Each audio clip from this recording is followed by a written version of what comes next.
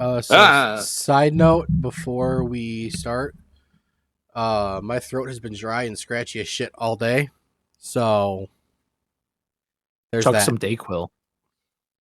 I took some liquid Tylenol, and that's kind of helped. And then it's my allergies, so I took some allergy meds in combination with some Tylenol, and I'm praying to God that does something. I've stopped sneezing, so that's good. Hey, that's good. But now, just like everything I drink, burns. So, but I presume we're all ready? Yes. Yeah. Alrighty then. Digging too deep in the cosmic marrow.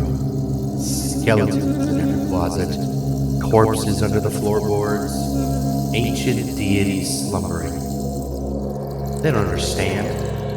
Around these parts, mercy's an afterthought, and power is everything. Either you're with them, or you're against them.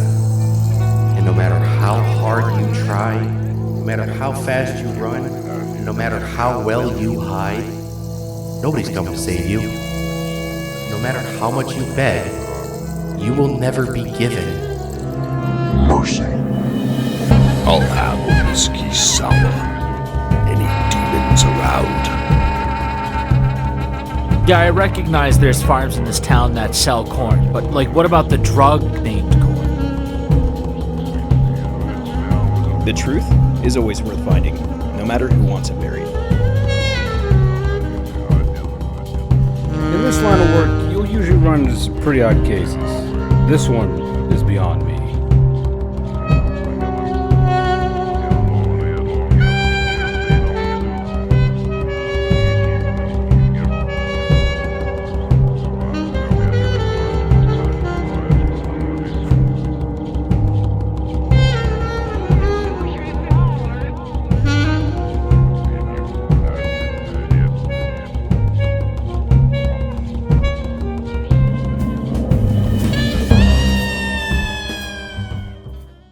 Okay, so presuming everybody I'm sure nobody forgot what happened last session because a lot happened.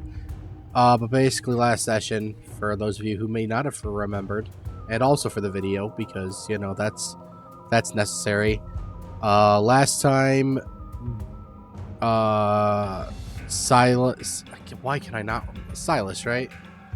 Yeah. Yeah, Silas. I wanted to say Cilia for whatever reason. Silas and Dick, you two ended up waking up from your... You guys had your... Was the last session you had your nightmare, or was the session before? It was last session. You guys went to bed after hearing that strange noise. You each had pretty much the same exact nightmare of the figure in the purple smoke. You both woke up and deemed it was necessary at some point to go to the bar, back to the bar. At the bar, you met Peter Detective, a detective who was here chasing the same case that Dick is for the drug known as corn. You're here for different reasons. You're both following the case for different reasons. Peter Detective, you're a journalist. Never mind. You're both here for different reasons regardless, but also for the same reason. Peter Detective, you're here because you wanted to get a massive scoop for your news station, for your budding news station. Dick, you're here because you were hired by the girlfriend of one of these alleged corn dealers, and she wanted you to find him before something bad happened, and it's led you into something potentially much bigger. You all met at this bar. Silas got hammered once again. And as you guys were leaving the bar, you noticed that there was a militant group coming down the street and basically taking over the town. Silas immediately, through his occult training, realized that this was the cult of the pure divine, a very militant cult that uses human sacrifice to essentially try to summon what they believe is their god. You don't know what this god is. You just know that they are known for going into small towns like the one you're currently in, Cornbin, and just collecting as many people as they possibly can to use for their sacrifices in these rituals. You guys ended up avoiding them and made your way with some minor damage to Dick's car. Made your way across the river to the town hall.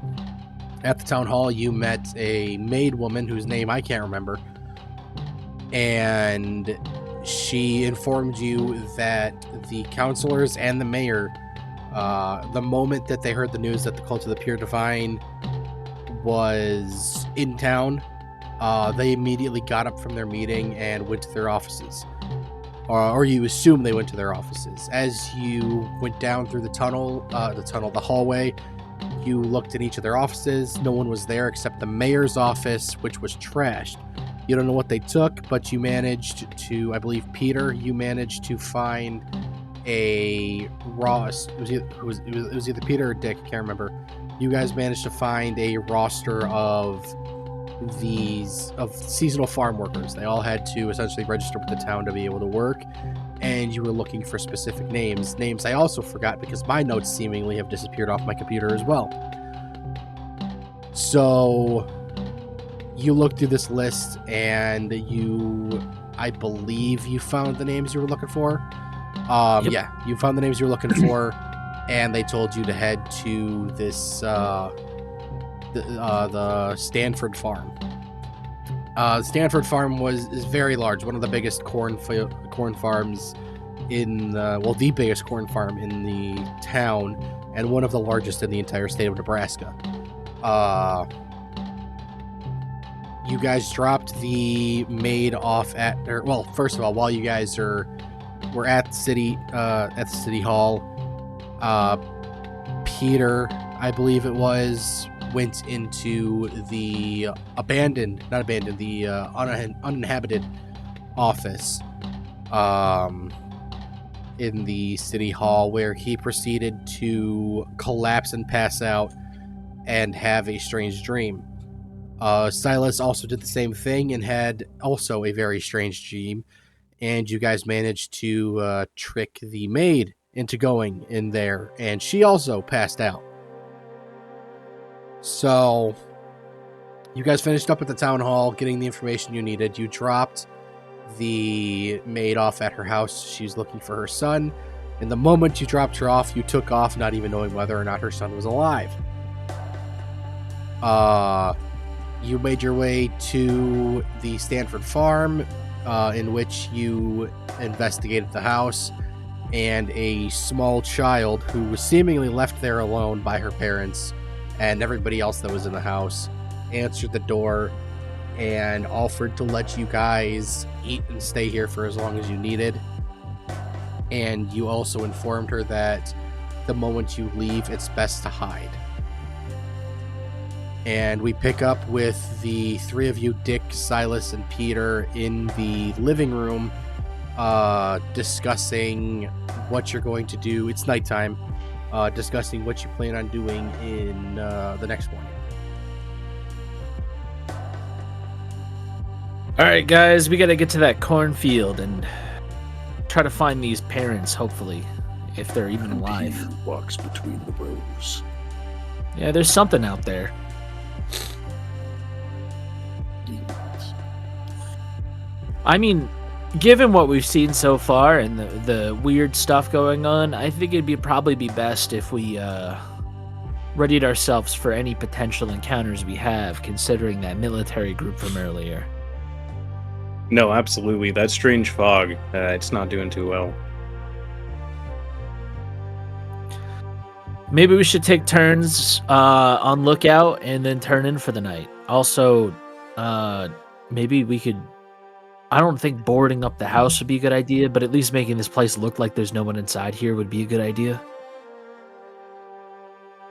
Silas immediately goes to sleep somewhere. All right, perfect. This is his couch. Go ahead and close the blinds and everything else. Take a peek outside.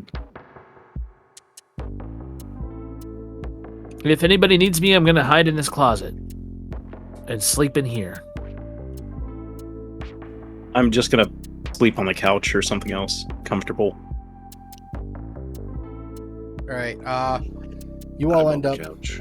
Are you sleeping on me? Yes, Who's the right top, on who's the top. bottom? We're cuddling. Obviously, I'm on top. You feel something poking you from under his robes. Oh, my crucifix. So you all go to sleep in your various places, and as you fall asleep, you immediately drift back. Or well, Dick and Silas, you immediately recognize this as the same dream place that you were the day before. There's purple haze, and you can't really see anything else but that for as far as you look. Peter, you see the same thing, but there is no figure. And as you guys are standing there looking around, trying to figure out what's happening, if you're going to see the figure again, the smoke starts to dissipate, and as it dissipates, you start to see more and more past it. And once it completely dissipates, you just see what is essentially it looks like outer space, but things feel a bit off. You see what you believe are stars, but these stars are moving actively. And by moving, I mean they're kind of floating around like you would see in like how Navi from Legend of Zelda would be moving around, just kind of floating, bobbing side to side and back to forth in the same place. And all of a sudden, everything just stops and goes silent as the seemingly space in front of you begins to break and crack, and a very large black hand reaches out to grab you, and right before it grabs you, all three of you wake up at the same time. Whoa. I exit the closet. I need to lay off the whiskey sours. But whiskey Silas- sours is what makes us strong. No, they give me weird dreams. I don't like this. I'm gonna have a cigarette. Did Silas, you what is also poking me? Crucifix? I'm gonna ruffle through the cupboards. Is there a box of cereal? Yeah, I'm gonna start reading my Bible. there's you look through the cupboards and there's Fruit Lops, there's there's Fruity Plebbles, and cornflakes. All right, I'm gonna pour myself a bowl of cornflakes and then a second bowl of fruity plebbles, and then bring the fruity plebbles up the stairs to the attic room and then knock. The kid answers. I Clearly hand them just the bowl woke of her up. cereal.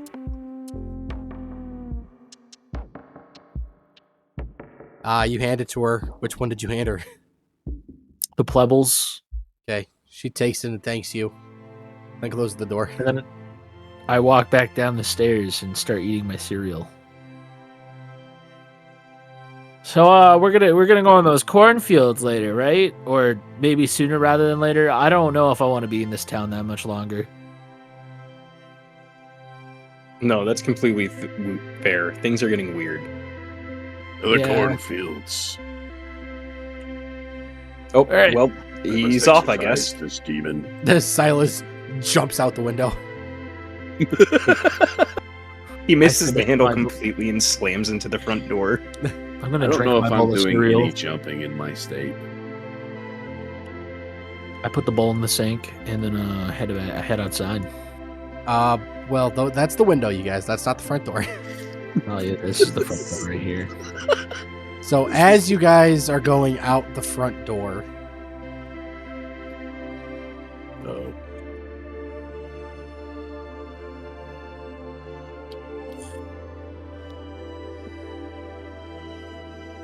Fucking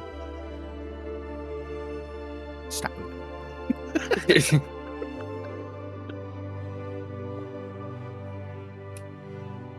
Fucking accidentally made Peter long.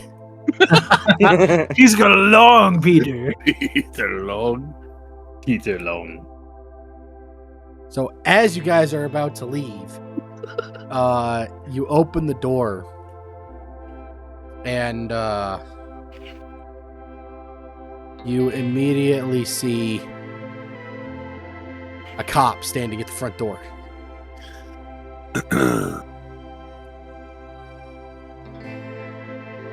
I've done nothing wrong. Gentlemen? I've done nothing wrong. Isn't drinking a whiskey sour a crime? I'd like to know why you all are in that house. You don't own it. I'm a private do you know that? detective. I'm on an investigation. I'm trying to find a specific person, and I'm trying to tackle this case on this mysterious drug that is called corn. The Lord provides, and the Lord provided us this shelter. I can show you my badge if I need to. How about you show us your badge? Yeah, actually, considering that this place is full of weird militant people that we do not recognize as the U.S. military. I also don't really know what's going on here, but I show my badge where I'm like, I know you guys don't own this house because I know the person that owns this house. He's a close family friend. Everything went off. I tried to get over here to check to see how they are. Did you do anything to him? Oh, you mean the Johnson family? No, they're not even here. No, but there is a child. It is Yeah, they not the just let us Johnson in. family that lives here, by the way.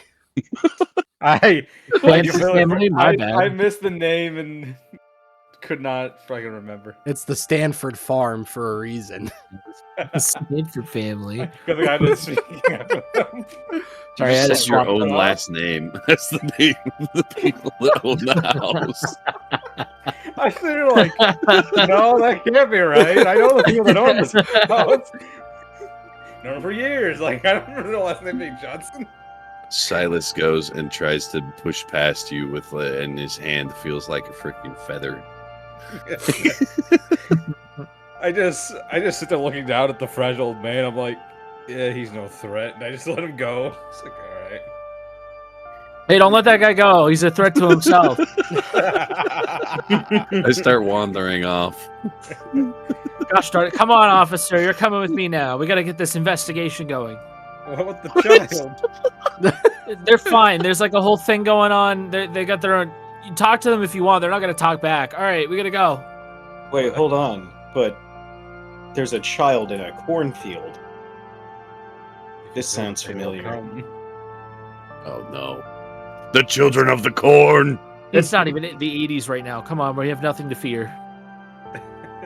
He who walks between the rows. Just So- wandering away from a cop and an Yeah, active so investigation.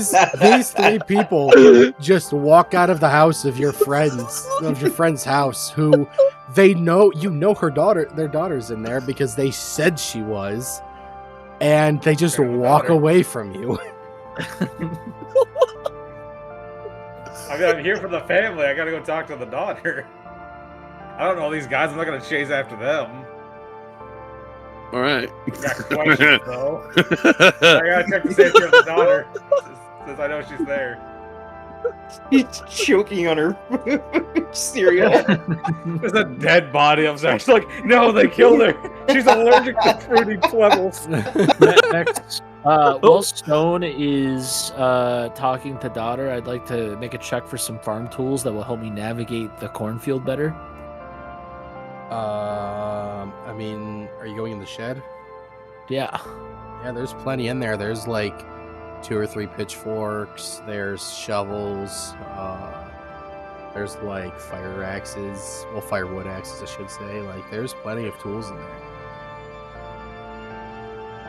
All right, I'm gonna take myself a nice sickle. And so you do.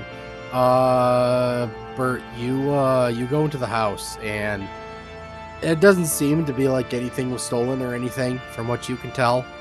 The couch was clearly slept on. One bowl That's normal. in the sink. Stanford's wanted to get in trouble with his wife from time to time. But you do hear some ruffling coming from upstairs. We're upstairs to go to check. You run upstairs, and there's like 3 doors here. But you hear the ruffling coming from the door that's clearly the daughter's room. I go and knock on the door real quick. You knock on it. She comes and opens the door, looks at you. I'm glad you're safe. Where's your dad and mom? She shrugs. Are they off on one of their random adventures again? She shrugs again. Want a few words. I appreciate that as always. Are you at least safe here for now? She nods her head and then like points at her like closet attic space where she can hide at. I give her a pat on the head. I'm like, you're always a trooper, and then I run to go question the people that came out of the house. All right, first priority done. Second priority. What the fuck are these people? Yeah, they're about halfway down the driveway now. Heading towards the shed. I come out of the shed brandishing a sickle. Okay, now one of them has a weapon. All right, hold on there.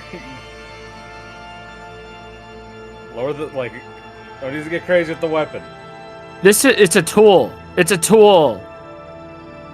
What town are you from? Huh? What kind of cop are you? This Can't is a tool recognize too. a sick. Pulls out handgun. I was talking about the old man. He's clearly a weapon to himself. Oh, right, yeah. No, I understand what you're saying now. You need to put him down or in a home or something. Barkeep, I'll have a whiskey sour. Oh my god, What? no, get him away. Get him away from whatever. You have beverages on you? I grab onto the old man's shoulders. No, I might have some water in the cop car. The squad Oh, car up thank the road. Thank goodness. All right, listen, the whiskey sours are in the cornfields, guy. Guy, you know his name. Yeah. Bible man. Bible man. So these 3 people that walked out of your friend's house are walking away from you again. Like, not even answering, but if I could just keep going. I'm like, all right. Fucking Tim ass policeman. You're so good at getting away from the police. I'm just gonna follow along. I got nothing else to do, apparently. Just assault them with word salad and wander away. You just get my curiosity piqued and then walk off. I'm like, I gotta know more. It's like We must find he who walks between the rows and exorcise him from this place. All right, we're in the cornfields now. I'm just amazed this old man can handle whiskey sours. Give me a second. Also, I like to think of you like pointing to the cornfield and just telling him like, "There's whiskey sours in there, boy," and he just goes off to the cornfield, never to be seen again. Like you're send off to him. It's like that way to the whiskey sours. Gone. Old Yeller. What the fuck am I even gonna have you roll for? Actually, that reminds me, I need to pull up my character sheet. You didn't have your character sheet pulled up, you fucking willy. You can't old. I mean, you haven't asked. You Silas haven't. Lockhart. Would be a hate crime. This is still fucking funny to I'm me. sure it would be a mercy. This police officer shows up. Hey, I'm an officer of the law. Completely Good for you. disregarded.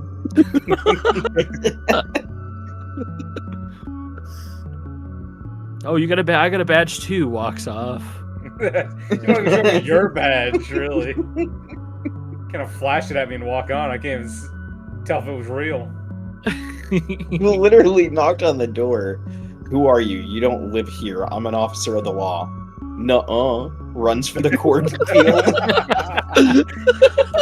This is so ridiculous.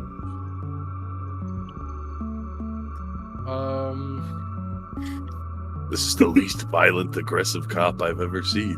This He's cop like is a- just confused. absolutely fucking baffled at what just happened. He's like, the other week, this would have taken 40 minutes to get to this point. I need everybody to roll dexterity for me. Oh no! alright. Wait, what? Do we even have a dexterity? Yes. Yeah, it's in your traits or whatever. It's right below Yeah. strength. Do you not have your character Oh, sheet yeah. up either? I do. I roll 100, right? Yeah, and you want to get below whatever the number on your character sheet is. Yes. I did. Yeah. Success. Below Silas whatever the number Lockhart. is. Yeah, below it. Got it. Okay, so Silas and Bert, you guys. How But does what- Silas pass a dexterity check? Wait, Monkey, did I you say have you 40 passed? dexterity. Damn. Yeah, What the fuck is your dexterity? 80. Jesus Damn. Christ. Okay. So, Very Toasty, I'm assuming you did not pass. I did not pass. What's your dexterity? 50. Okay, you're good then. If you rolled a 95, then it would have been a little bit worse for you. But, He bails So- himself on a sickle. Silas, Bert, and Peter, you guys, well, all of you guys feel it.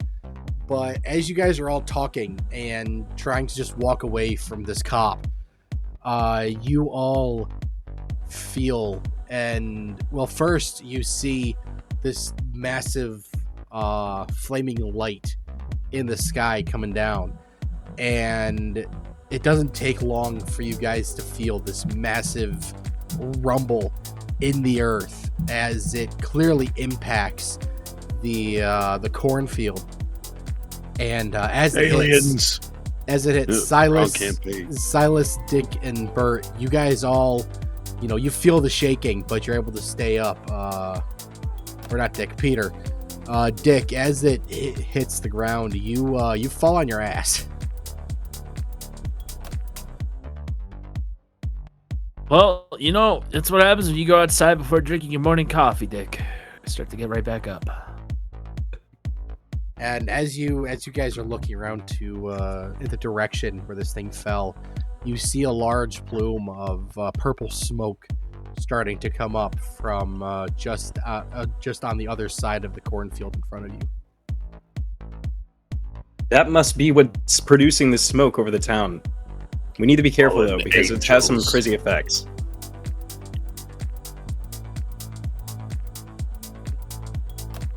That ain't right. I want to put this in my notes. Is that where the whiskey sour is?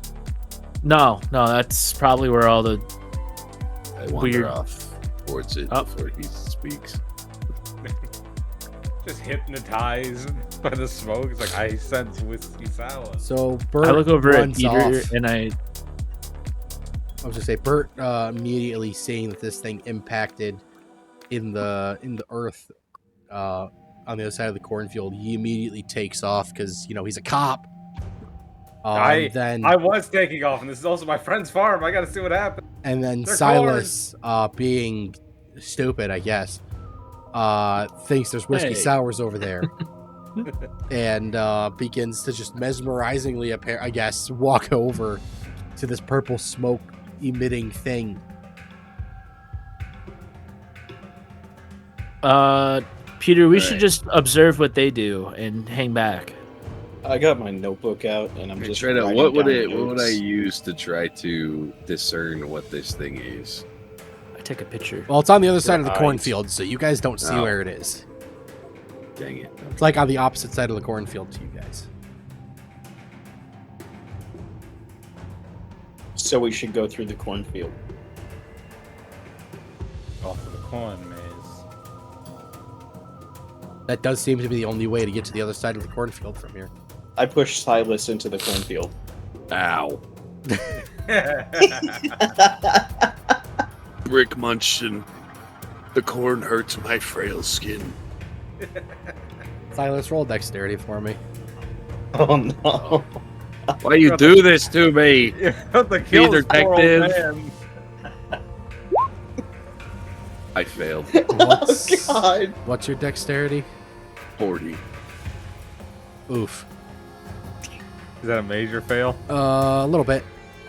So you are about to like walk into this cornfield on your own fruition, by your own fruition, and you feel a hand push you on the back harder than you would expect. You don't know if it was on purpose, just because you're old and frail, but you get pushed into this cornfield, and you fall pretty hard on your face of the cornfield, and you take 2 damage. Ow. Roll new character. 2 damage? Yes. Let me, like, on top of my already 4 major wound? You have that? Yes. Let's fucking win. Since I was an old man. Curtis I has to just stay murder an old a man. lot in of damage. How much is your max HP, Curtis? When did you get that major wound? Oh,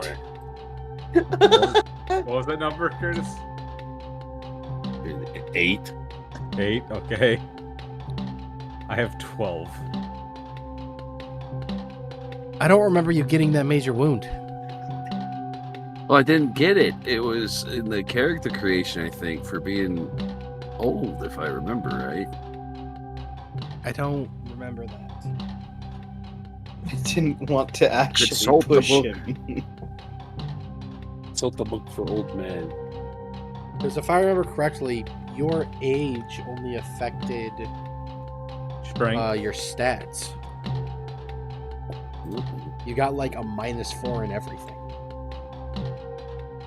I'm not seeing anything about you getting major wounds from being old as shit. Okay. Well, I deducted my 2 hit points then.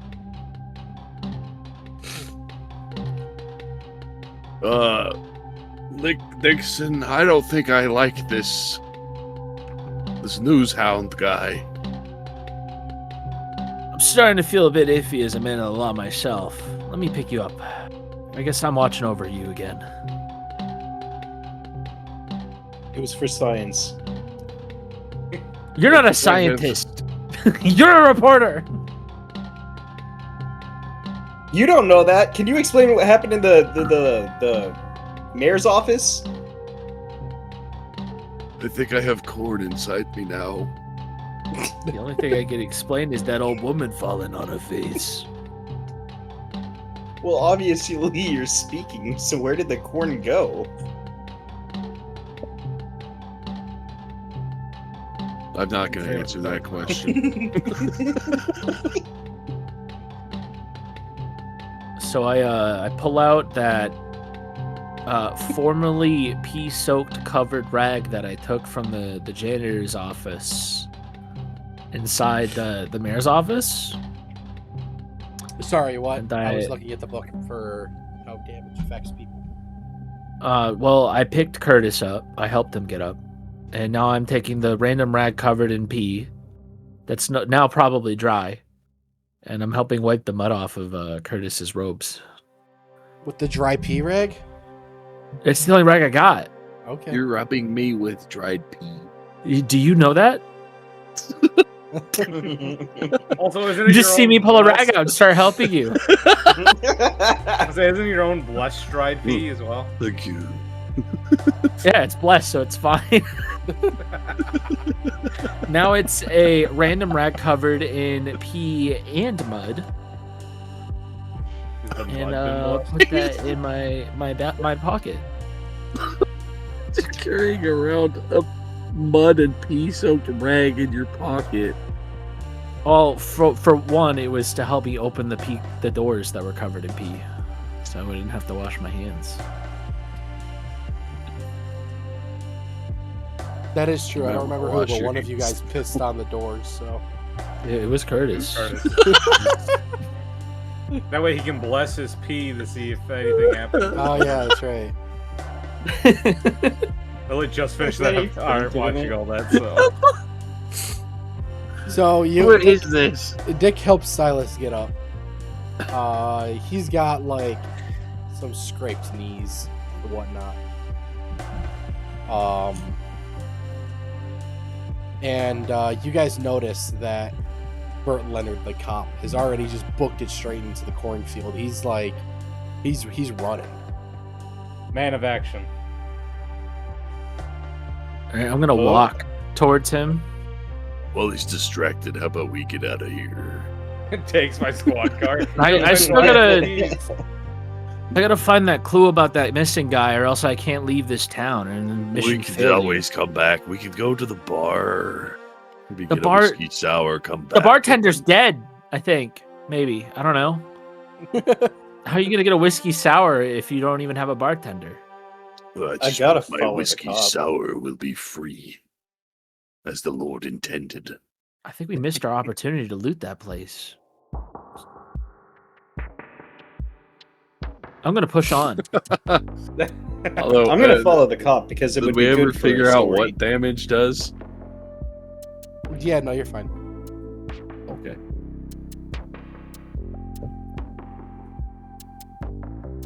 Says after I've lost a quarter of my health. I'm not the one who pushed you. So you guys all make your way into the cornfield. As you guys get deeper into the cornfield, you start to see the purple smoke start emanating closer and closer to you. And as you get closer to where what you believe the source of it is, it starts to get thicker. But it's weird. It feels thicker, but you still breathe normally. Like, this isn't like fire smoke, where you go into it and you just, like, can't breathe. This smoke feels almost... It's almost as if you're just breathing normal air, except it's purple. And as you guys make your way towards it,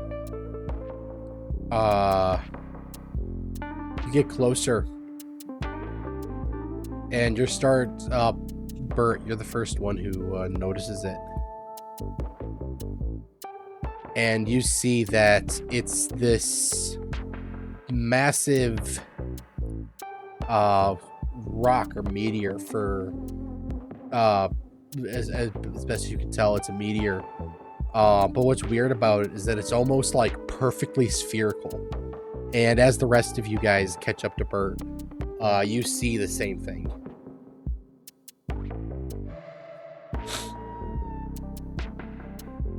The odds of an asteroid hitting the damn cornfield. And it is blatantly clear that this is the source of the purple smoke you guys are in right now. You don't know if it's the source. You obviously it can't be the source of the purple smoke that you've seen in the city. But what you're standing in right now, it is very obvious that this is the source of it.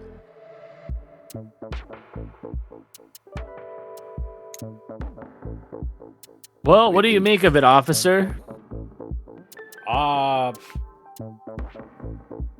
mean, I'm no astronomist, but astrologist. Did you say Strominus? I did.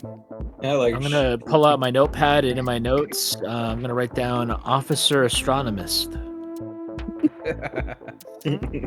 Pretty sure he said Can you spell that for me? Astrology.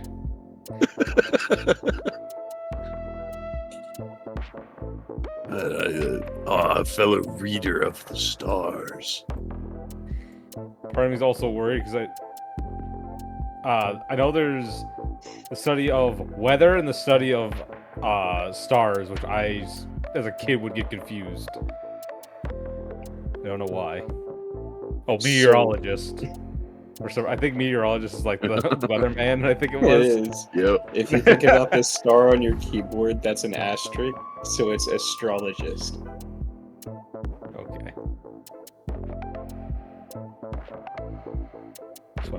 Okay, good. I was right. I was like, well, I'm no weatherman. It's like, what does that have to do with the meteor? So you're all just standing This here looks- looking at this almost this perfectly looks like a- spherical meteor. Giant metal seed. Uh-huh. We should Yep. get closer to it. Okay. It's not planted right. It's in the right kind of fertilizer to be planted, but it needs to be fully into the ground if the Do you seed get is any fully weird planted. feelings about this, or like? The main issue is that they put it in the cornfield. They're not going to blend in together very well. Curtis, roll intelligence. Intelligence.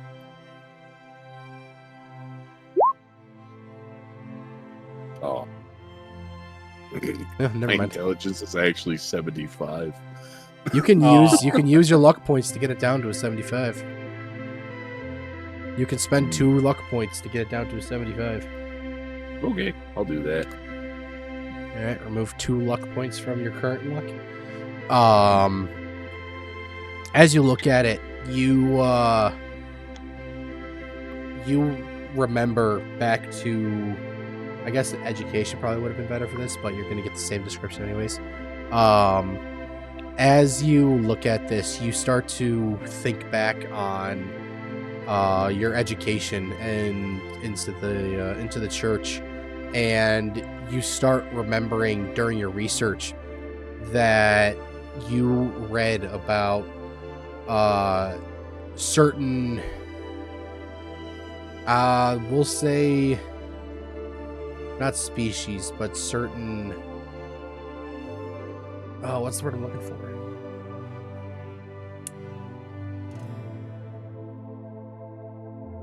I don't know the word I'm looking for, but you've read of certain entities outside of from space or from different dimensions that a lot of times, most of them, when they arrive in a different plane of existence or a different dimension, they will largely show up. One of the ways that they show up is in the form of meteors. There's been, from what you can remember, there's been accounts of numerous alleged alien arrivals from thousands and thousands of years ago that are believed to have arrived from space or from anywhere but here, that were here long before humans were. And so you look at this, and that's one of the first things that you start to think about, is that this could be that, I mean, it's clearly alien, and that it could be one of these arrivals of something of the same ilk. Must take caution. This could be an extraterrestrial entering our dimension or planet. And who knows what those creatures, those beings are capable of. Thought you were a godly man. What are you talking about, aliens? They are one and the same. Demons, Okay. aliens, spirits. Do The you same want to thing, but with exercise different this rock? words. I'm gonna pull out my big old box camera and take a picture of it for evidence. Can I make an arts and crafts photography roll? Go for it. Actually, wait, no. There's no points in there, but I have it as a specialization. Do I add points to it? I have a skill in it, but there's no point. Yes, I'm pretty sure in theory that would have been something you did on your primary character creation. Shit. Hey Silas, you say that there could be a demon in there? The alien demon. But I think I'm not I sure know- why. I think I know what we can do to take care of this. I'll just say you know how to work the camera, though. I'm not going to have you roll to know how to use a camera that your character would know how to use. All right, I You have just a might not picture get of it a framed rock. quite right.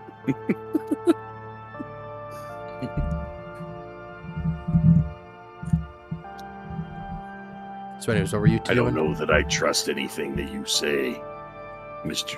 News Guy. No, here, follow me. Let's The go. media always lies. You go first, in case your hands find my back again. Does it look like it's safe to approach? Does it look like it's too hot or anything? Doesn't look hot at all. Okay. Oddly enough, it doesn't look like you get closer, and this doesn't look like something that entered the atmosphere. It doesn't look like it's hot. It doesn't look like it burnt up at all on entry. It seems weirdly like almost as if it just like appeared in your atmosphere, and then it fell. You're right. There's definitely something wrong with this. Perhaps from We need to go another ahead and let you do dimension. your Lord's work here. I go ahead and unzip my pants and start to piss on it.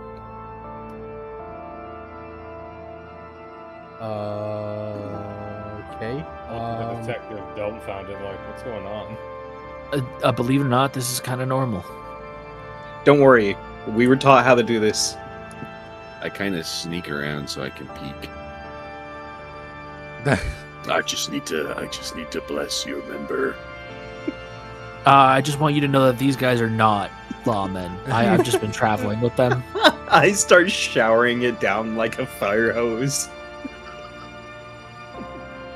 You got a good stream there. Yeah, I'm on an Very good. investigation for a missing person. Right, Here's I'm gonna here's bless my notes. his stream of urine. Did you lose a bet or something? Like, For a moment, my hand kind of.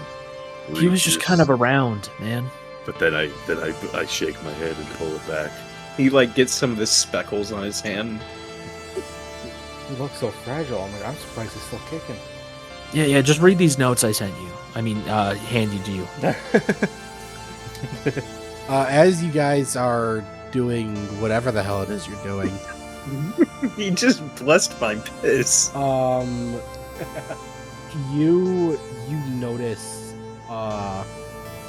that like as you're pissing on this, this is clearly rock, by the way. It's not metal. As you're pissing on this, try to excommunicate me again if she watches this. as you're pissing on this rock,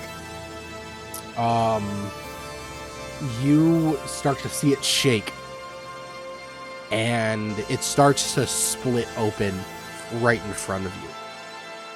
You see? That did the trick! You're exercising it! Hurry up, bless it more!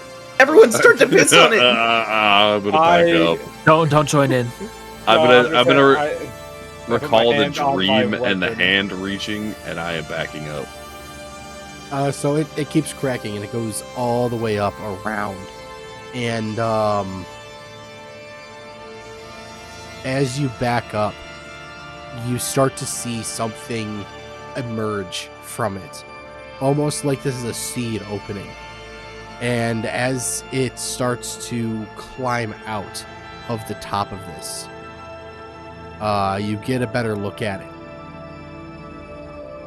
I fully draw my pistol. I also draw my pistol. And Same here. it lets out this. Drop my Bible. It lets out this almost crying scream, kind of like a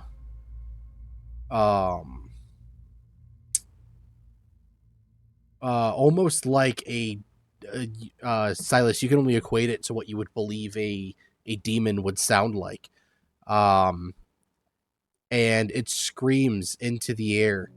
Looks and then it looks around at all of you guys, almost like it's scanning you for as a potential threat, and then it stops dead in its tracks as it's scanning you, and you see it almost kind of look like it's listening for something, and then it perks up a bit and it begins to fly away. I just start reading Latin.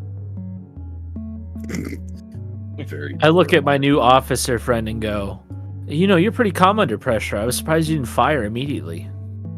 I was too awestruck, honestly. Agreed. So is it just me, or is it? I was completely wrong. This is definitely not a he who walks between the rows, but maybe a he who flies between the rows. All right, Officer Astronomist. What's your name and your badge? Here's my name and my badge. I'm Dick Willie Johnson, private investigator. You can call me Investigator Johnson if you need to, or you can call me Dick for short. Name's Bert Leonard. Here's my All badge. right. It's just Bert. This is good with me. You people just saw that creature fly away, right? Did I saw it. I mean, you're I don't want to. introducing yourself at this time. Well, he's kind of just with us now. I might as well. I think Toast's character's like, finally, someone normal. Nice to meet you, sir. I want I'm man of the law. Nice to meet you. I hand him back his badge. I now know Officer Bert. Sorry, our characters are gonna be the best friends. I know I'm out of jurisdiction, but I'm here on a private investigation on a missing person. And now, this place just keeps getting weirder and weirder. I don't know if I want to stay for this investigation. Maybe this chick's boyfriend isn't worth it. I think at this point, a bunch of people have gone missing. Sounds like a ghost town. I think technically I exercised the thing, so we can move along with whatever else we need to do. I want to inspect the inside of it.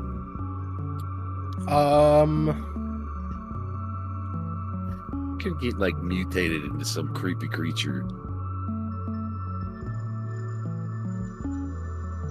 Go ahead and roll spot hidden.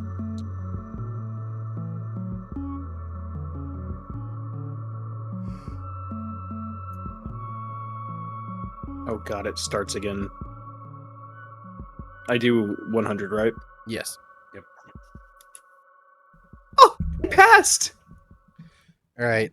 You look into this rock, seemingly, and as you look into it, you start to notice that it's almost hollow inside. Not like super hollow. It almost seems like the first like foot or two from the, I guess, crust of the rock inwards is dense and made of some sort of rock you've never seen before. But deeper into the center, you see an opening where this thing obviously was, and it's all like there's like purple goo and stuff. Like it's clear, like I said, this is clearly where this thing was inside of this rock. Oh, I got a question real quick. Yep. How does sanity work? So I feel like we just saw something kind of insane. You'll see. Oh. I withdraw my question. Giant space egg or something? Technically, It did not yes, come I would from have. space. Technically, yes, you Came probably from would have another lost dimension. sanity here, but I forgot. Which way is that thing flying? To the DM, I would like to see which way it is flying. It went north. North? Okay. The first time I said it was more to the party, but then figured I had to use it. I can also see it. Yeah, you can clearly tell it went north. Back in the direction of the town. Should we follow the thing? Probably. What? So No, I gotta find. Hold on. Where did the people that were at this farm go? That's what I gotta find out. I'm gonna do a spy hidden check for footprints. Okay. Probably done that at the house to see where they ran. You see dirt. God damn it! You don't even There's see your supposed to own be workers. footprints. There's supposed to be people that work here, and I can't find them. The little girl said that the people went into the fields. Were in the fields, and this stupid rock showed up. I don't care about this rock. Where's the people? Well, it hasn't really rained in the last few days, so the dirt is dry. So not much of footprints to be left right now. You know what? That's a good observation. I didn't think of that. Why, thank you. I've been listening to a lot of Sherlock Holmes. An investigative enthusiast yourself. Have you thought about swapping branches? Without becoming a PI detective, but Yes. We I gotta like sell- you, Bert. I like you. Oh, look at this corn. It's good corn. Who is this guy? Usually at this point I would be arrested already. Why? All right, I'm gonna use the because sickle, The and I'm people gonna despise a man of the Lord. cut some of the corn and put it in my pocket You acquire 4 corn. for evidence. In case of emergency, food. Yeah, last time I checked, the town that was populated by people is gone, so I don't really have any way of using my money to buy things like coffee and food. All right, How to make it yourself? no, pretty much. All right. Let's Rather- head back and check to see where that thing went. It could lead us to more of the missing people. I'm gonna go investigate the barn because I didn't do that yet. To the barn. Wait for me. My legs are slow. So you guys, stop moving before I say anything.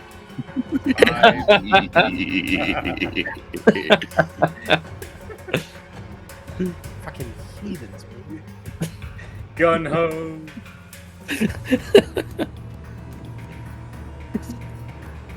All right, So action. you guys emerge from the cornfield Be away from the this same guy. way you came in, essentially.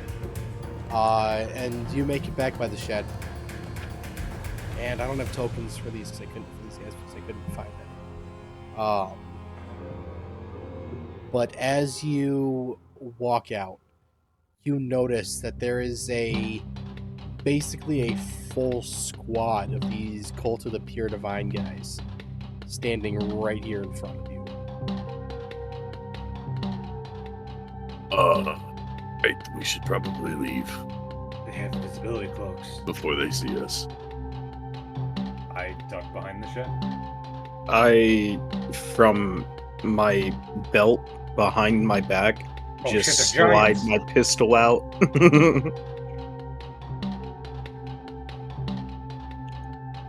Land of the giant, just like from Homer's Odyssey. It's the problem when you make your maps too fucking big, or technically too small. So yeah, there's like a squad of 4 of these guys, walking up the driveway. They haven't seen you guys yet. Can I tell if they're heading towards the house or the barn? They're clearly heading towards the direction of the house.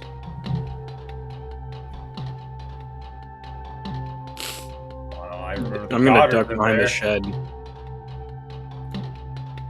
We cannot let them get to the house. The little Gotta girl's still in go- there.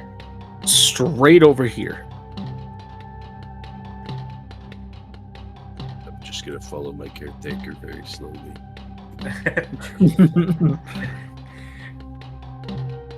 I was imagining it from like a comedic scene, like everyone, like the 3 people, like quickly start to cover, and you just see this old man just slowly walk to a tree. So Like are no you all notification. hiding? I'd like to make a stealth check. Yeah. Yeah, if you're all Yeah. hiding, you all need to make a stealth check. I have my pistol ready though, because I'm about to... Holy fuck! That's what I'm talking about. Let's see. Oh. Damn it. What's my stealth? My stealth is 20, so I failed. Alright, so the only one that seemingly succeeded was Dick. So as you guys exit the cornfield, it's not obvious that they see you right away. So Dick manages to dart behind the barn.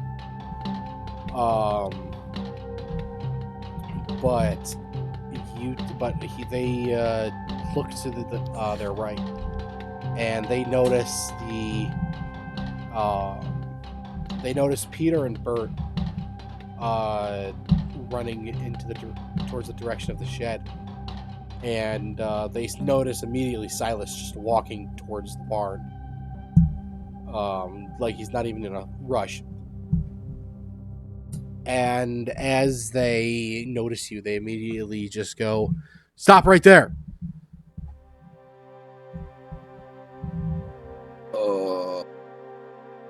From like my halfway behind the shed, from behind the shed, I kind of glance over to, or like glance over to Dick, like try, like pull the pistol and go, and just kind of like slowly like nod, like fight. My pistol's ready. I also nod, but I'm still sneaking. Can I try to use my disguise skill to pretend I'm one of them? Yeah. Pretend you're a tree. I have 5 in this skill. No, 50. He puts his arms up like a cactus. So you try to I'm one of convince these you. people that you're one of them, and instead you just kind of stand there, and you immediately put your arms in the air. Put your arms up in the air, like, as to surrender and scream, "I'm one of you." I look at Yeah, the they're not mostly buying it. pale on fire.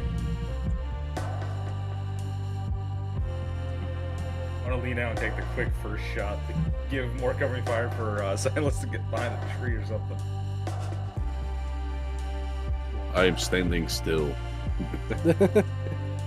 My arms in the air. If they don't see him, if they don't see me, I'm not true. If they don't see me, I'm not true.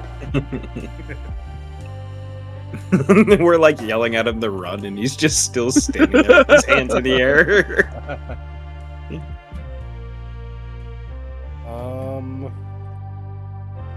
Barkeep, I'll have a whiskey sour. Quick, use confusion.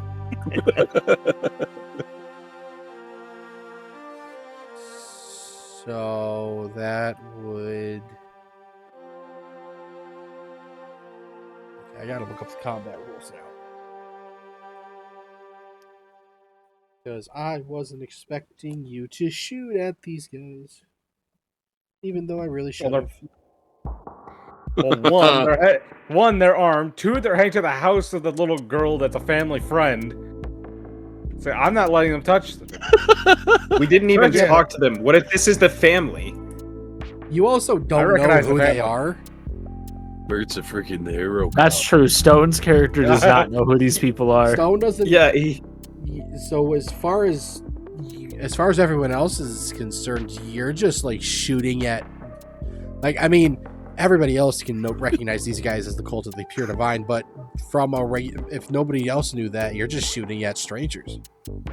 I like how he went from the strangers coming out of the house that just wander away to just immediately shooting the other To be fair, strangers. you guys weren't armed carrying what looks like assault rifles here. Though that's more of the token. I probably should have asked if they are actually.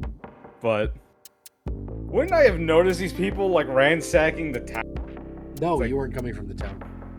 Oh shit. Well, you didn't put a car in which way I was coming. I regret nothing, damn it. That's fair. I respect that. So Oh, I would like to say the instant the first gunshot goes off, I'm gonna try to run towards Dick. Don't worry, Silas. I'm taking these bullets for you so you can get to cover. Aha! I think you should be slightly safe, Stone. I mean, you are slightly behind cover. Yeah, but I don't know how sturdy the shed is. Is it like steel, aluminum, wood? Now you're getting into semantics. You've just ruined your cover for yourself. yeah, it's a little shed. Hey, wood is still pretty good for at least ricochet, having shots go off course. No, you can't backpedal now. You just fucked it. Or No, I'm being honest on that. Yeah. know the difference between concealment and cover. What if I just dive backwards onto my back on the behind the shed? They'll be aiming for torso height. They're just shooting in the direction of where the bullet came from. Does your character have a walking stick, or No.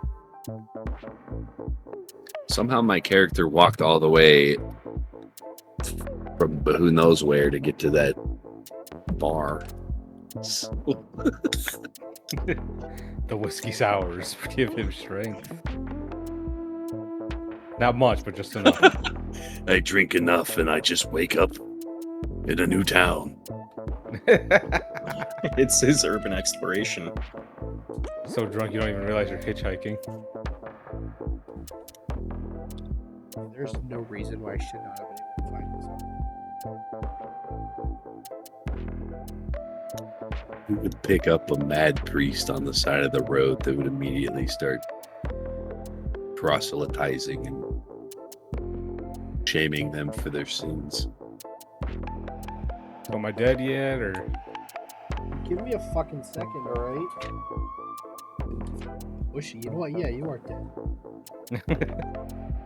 I'm like that NPC death, where you're like, oh, finally, someone else here. You go on like a quick side thing, and then finally the first actual encounter happens of enemies, and he's the first one to die. You're like, damn it, I was just getting to know him. The character that demonstrates the danger of the enemies. Yeah. On page 402, I found the weapons. Does it actually show damage and how they work? Yes.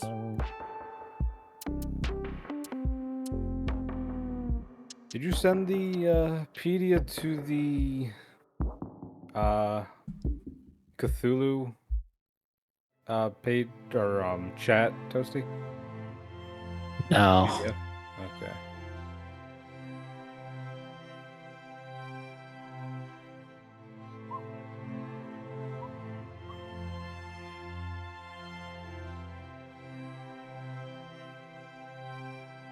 Hey, Stone, for no particular reason. What? How much health do you have? 12. Oof. I'm dead, aren't I? Considering it's multiple bullets, probably all at like 1d10 at the minimum. Hey man, at the end of the day, I don't know why Max gave 4 random soldiers assault rifles and then made them part of a cult army and then sicked them on us. I don't know why the cops shot at 4 people he didn't know, just out of a whim. I have no idea. That's fair. To be fair, they're heading towards the house, and I don't like the way they look. They look You really suspicious. are a cop, aren't you?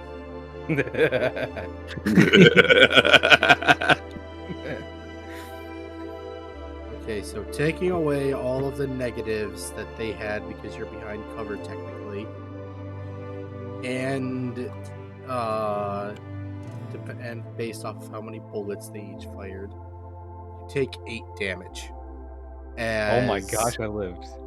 As each of these bullets, one it goes straight through your shoulder, the other one goes straight through your leg, another one goes through your other leg. Then your other shoulder. 2 more, you get shot in the same shoulder. Actually, fuck you. And then one goes through the right side of your abdomen, and you fall onto the ground, just in pain because you just got fucking riddled with bullets. I attempt first aid. No. I die. Damn it. All the gunfire, then there's a beat, and you're fuck. I hear all of that. Yeah, staying you make your way around the barn, and as you're rounding the this corner, you hear one gunshot, and then just a massive riddle of fucking bullets go off, and Peter, I need you to make me a dexterity savings throw.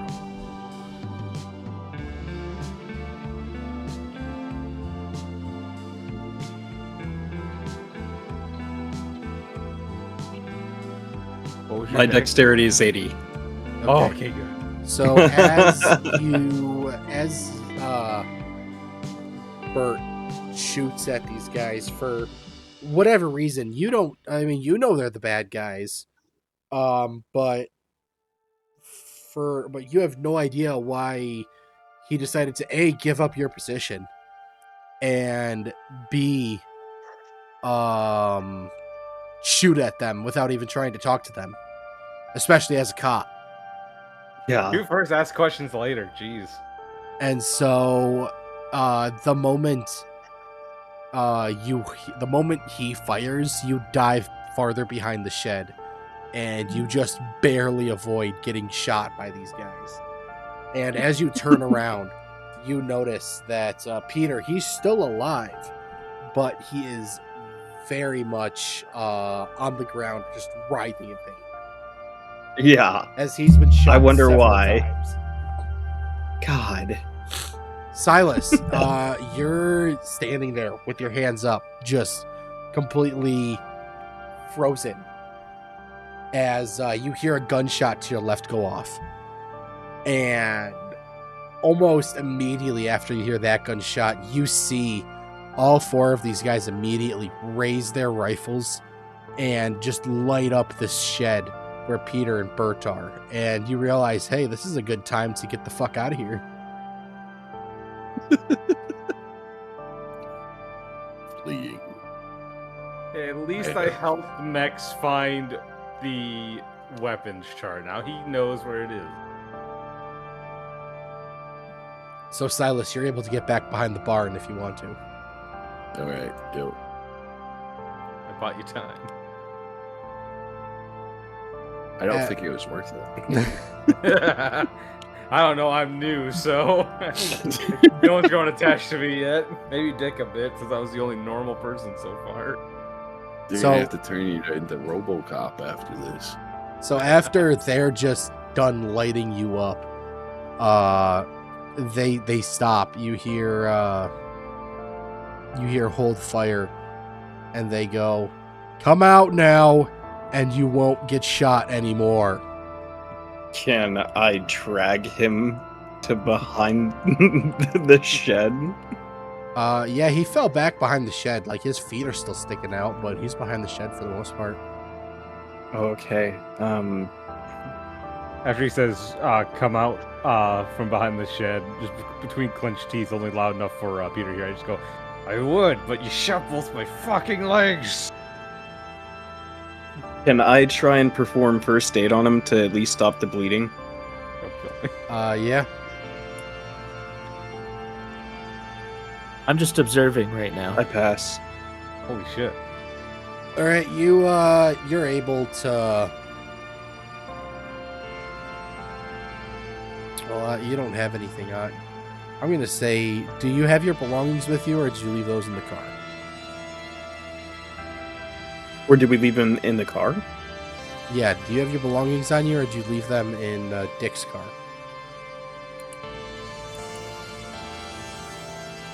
Didn't we take some of it with us? Because we slept inside and everything else. I mean, it's up to you whether you guys took some of your stuff or It's not. just whatever you took. I mean, yeah, I'm gonna say that I took like at least a backpack worth of like regular things.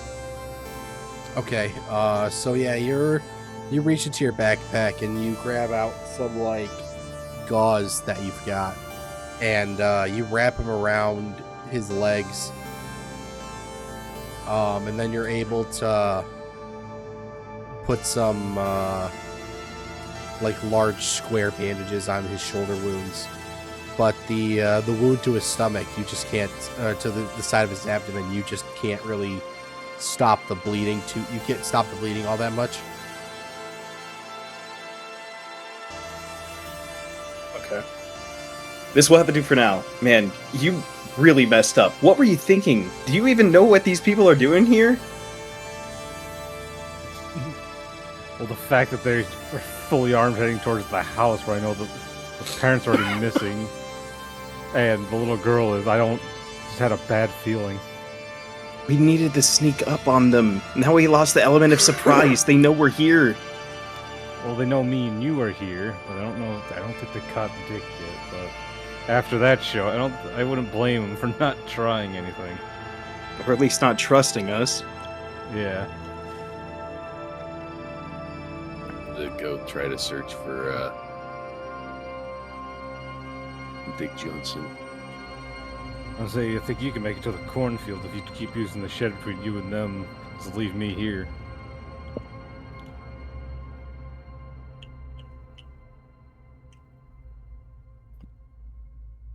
So you What just is met me. You have no ties. You could, you might be able to make a break for it, but that's your call.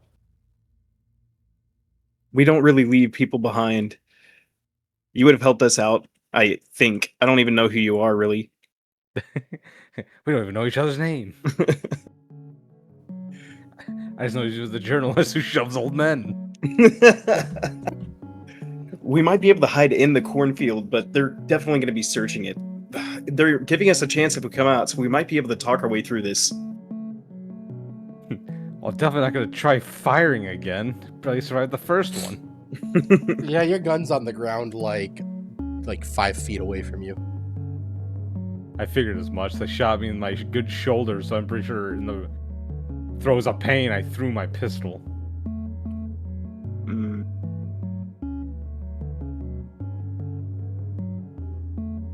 I'm going to go ahead, now that the bleeding is stopped, I'm going to go ahead and step out with my hands up. Bless you. Those are actually gunshots. Those are some weird sounding You suppressions. just immediately open up on you after you come out. We won't shoot you again. Alright, I'm coming out. Open fire!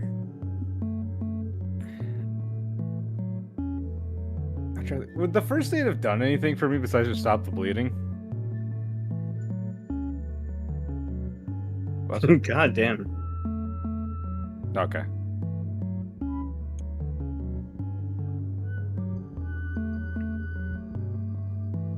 It's been a rough day.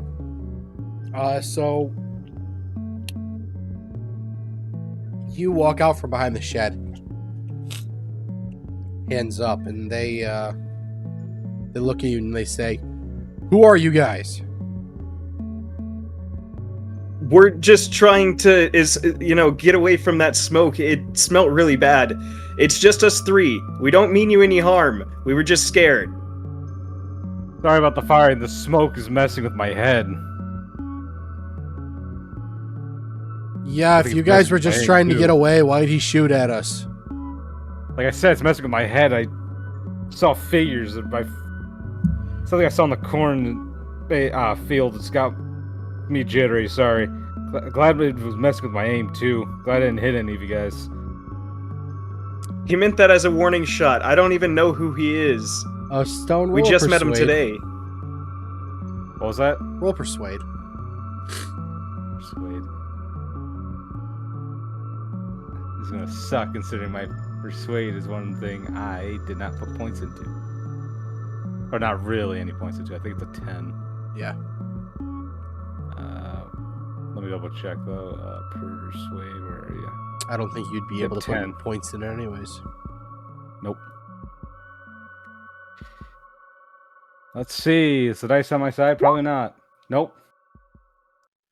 So you yell this, and they're like, "That's not what the smoke does."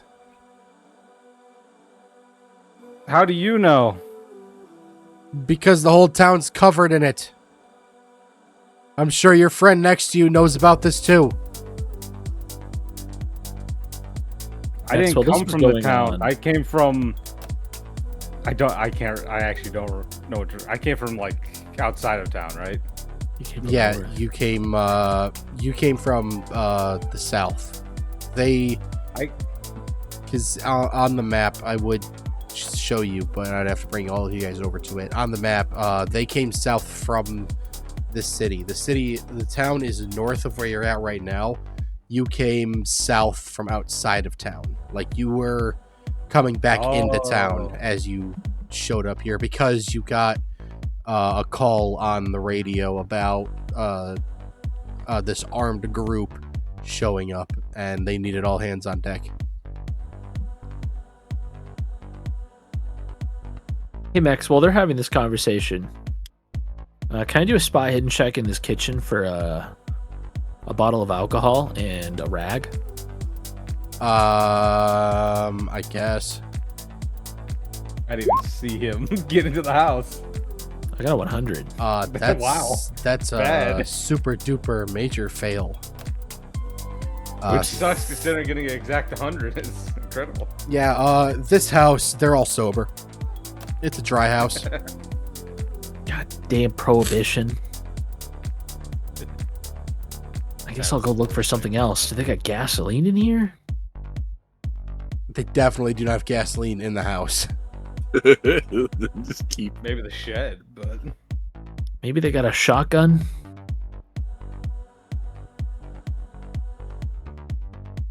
But yeah, they're just yelling at you. They're like, yeah, that's not what the smoke does.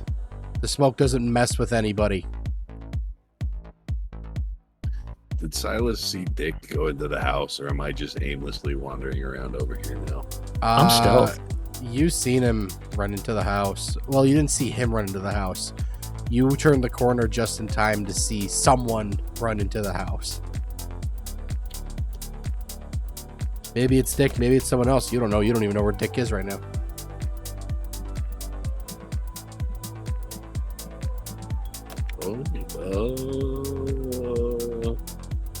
I guess I'll stay here and try to peek over there and see what's happening. All right, they keep yelling at you guys. They're just saying, "Come out here, and there won't be any more trouble." I'm already out from behind the shed. I'm not gonna try it again. Well, yeah, it didn't work he out for can't you really the first move. time. Yeah, I know. I'll drag him. I don't care. I guess I go over and try to like lift him and walk him with me. Roll strength. I still got one good arm. I can crawl. Bert, what's your size? Pass. I I think actually it was 60. Hang on. I double it.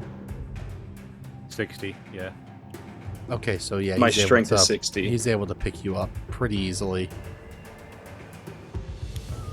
So you pick up Bert, and he's still bleeding from his stomach, from the right side of his abdomen, I should say. And you do what? Do you go over to them? Do you just stand there? I mean, they only said we had to come out of cover, so I guess we're just gonna go out a little bit more into the open. Okay.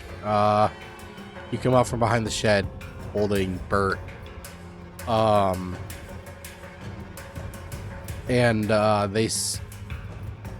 he nods at the two people in front of him. And they begin making their way over to you. I'd like to search the house for potential things to create a disguise with. And make a disguise check. It's like, I'm getting the fuck out of here. Yeah, go ahead. There's plenty of like suits and dresses around here, so Fuck. plenty of I farm don't look like the clothes. military guy. What was your disguise? 5. Yeah, no, not even close. You try on some stuff, but you end up just like trying on like all the women's clothes for some reason. Well, this doesn't look that military. I'm gonna take this stuff off. I mean, the color suits me, but no, this ain't working. I actually kind of like how my eyes look in red. The two guys approach you guys and they say, "Weapons now." I kind of point a thumb to my pistol on the ground over there. It's flew out of my hands after the shoulder shot. I'm going to let him hand them his pistol. Is that what you're doing? Oh no, you pointed to it. Yeah, it's like... It was 5 feet when I was on the ground. It's probably like nearly 10 feet away now. Yeah, it's I'm gonna try and act like I don't have one, and I'm gonna strike up conversation, and I'm gonna say, "Are you guys here for that big thing that crashed out of the sky, pluming smoke?"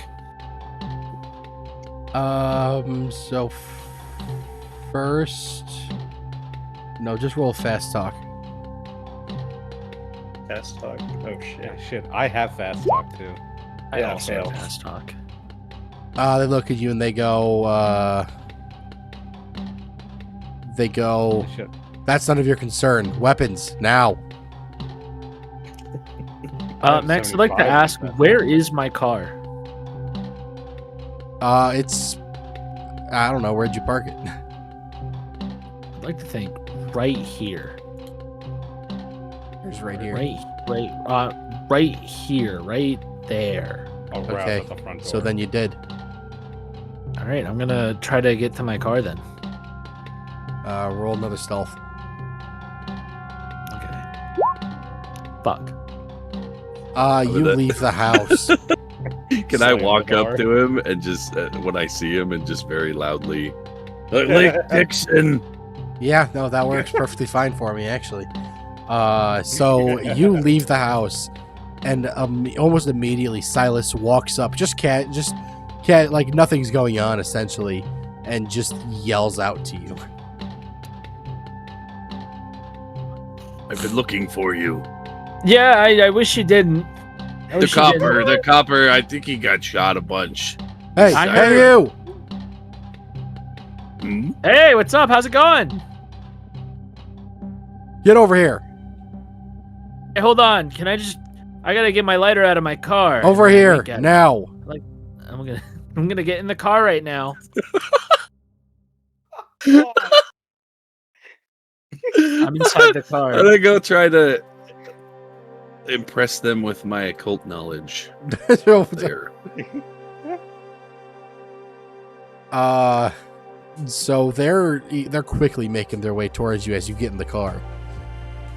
I would also like to hand them my pistol, I'll Okay. start the engine and floor it. and I say, "Please be careful with Mary Magdalene. She's been with me a long time." So he takes it and like puts it in his like waist belt behind him, and says, "Get your friend out of the car." I start the car and floor it. The moment Oh. you start the engine, and they see the car beginning to move, this guy that is essentially the boss is just gonna fucking light your car up. That's not gonna stop it. It might. Yeah, I don't know. A shotgun blast off the milk. Yeah, I mean, if it's already driving, that's not a brake. That's a bullet. So he lights it up, and you don't get any farther than like maybe 20 feet before you start feeling bullets riddle the back of your car, and the back windshield shatters. Oh, I was driving towards them. I wasn't driving away. Oh, so you're saying that I'm gonna fucking hit them with my Backed- car. so you're saying that you backed into this spot essentially because you came from up here. Oh yeah, okay. Yeah, the goal was to floor it and kill them. Okay, He so slammed you- it into reverse into him. Okay, well, it doesn't matter. He's still gonna fucking shoot your ass. He can shoot my car all he wants. Well, he's aiming for you, Mm-hmm. and he rolled a Can I 9. attempt to dodge out of the way? Yeah, can I make a dodge roll? You can't because you're in a car. Car does a barrel roll. Silas, you could try. Yeah, this is gonna be bad. 46, I failed. Yeah, you tried to dodge out of the way, but as you go to like jump, you feel a pop in your knee and you just kind of fall. Ow, my knee.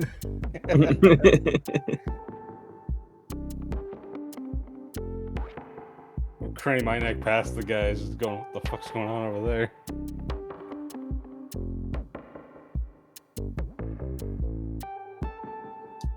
I'm gonna be pointing over towards Bert's gun.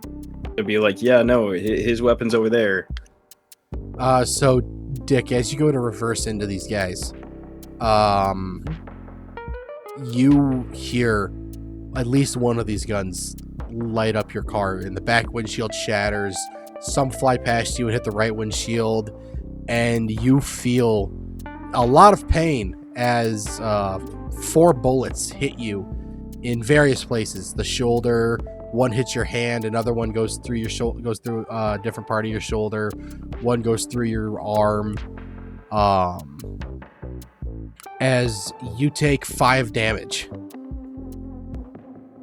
Okay. And then I got to roll. Oh, well. Oh, that's even worse. Okay. So you get shot like 4 times. But you are able.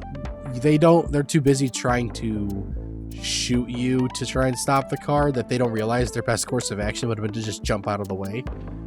As you hit the leader and he gets sent, not flying, but he's like spinning in air essentially, and he lands on his back on the ground right here. And he hurts. He looks like he felt it. But this guy, he also gets hit, but he gets hit with the worst of it. And he gets not knocked back. He actually gets... Yeah, he goes under. As his arm is currently pinned underneath one of the tires as your car comes to a stop because you are currently essentially bleeding out right now. Mm-hmm. And Silas is on the ground because his knee popped. All right. You guys are making a commotion over there. I'd like to take whatever action I can to shift gears and then try to pin this captain into the barn.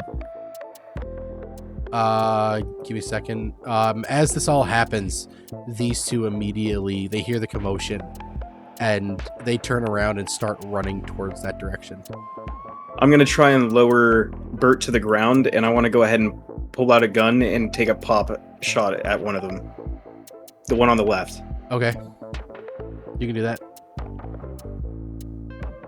Roll D100 in relative to your shooting firearms, whatever the hell it is. Damn it, it's 20.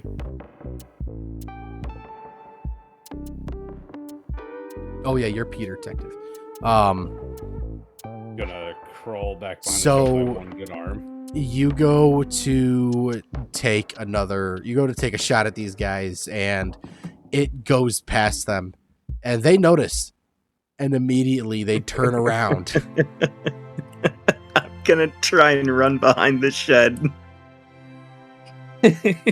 I need both. I want to like dodge. Like no, I want to fucking what is it called? Dive. Okay, and then Bert, I need you to make a dexterity roll to try and crawl behind the shed. Alright, great. Let's see, where's my dex? Please, for the love of... Okay, I succeed. Peter, make a diving roll. A diving roll. Oh. Diving's its own thing. Not good. Yeah, Yeah, I you just like that realized. nice one that's in there? Shut up. Fucking critical phase. So yeah, that's a super fail. I trip and fall face forward. Your So nails are you're- out of place. You're going to turn as you see these guys turn around after you took the shot. You go to turn around and dive behind the shed, but you don't realize that Bert has already started crawling back there. And as you go to turn around and take a step to dive, you trip over Bert's foot and faceplant in the dirt. Bert squeals in his injured leg. Yeah, Bert, you feel you feel a little bit of a sharp pain as Peter essentially kicks your fucking leg. My first thought was I shot again? And seeing this scene unfold in front of them, these two immediately make their way back and just point their guns at you. They say, "Don't get up. Weapons, now."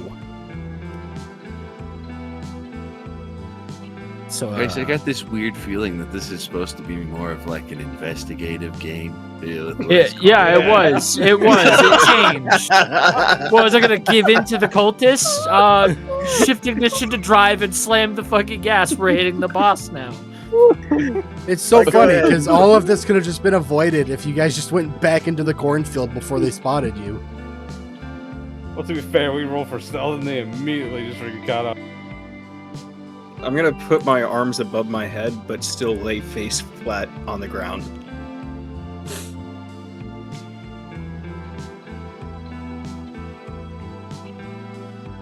Does car function? Give me a second. They basically just hold you there at gunpoint at this rate.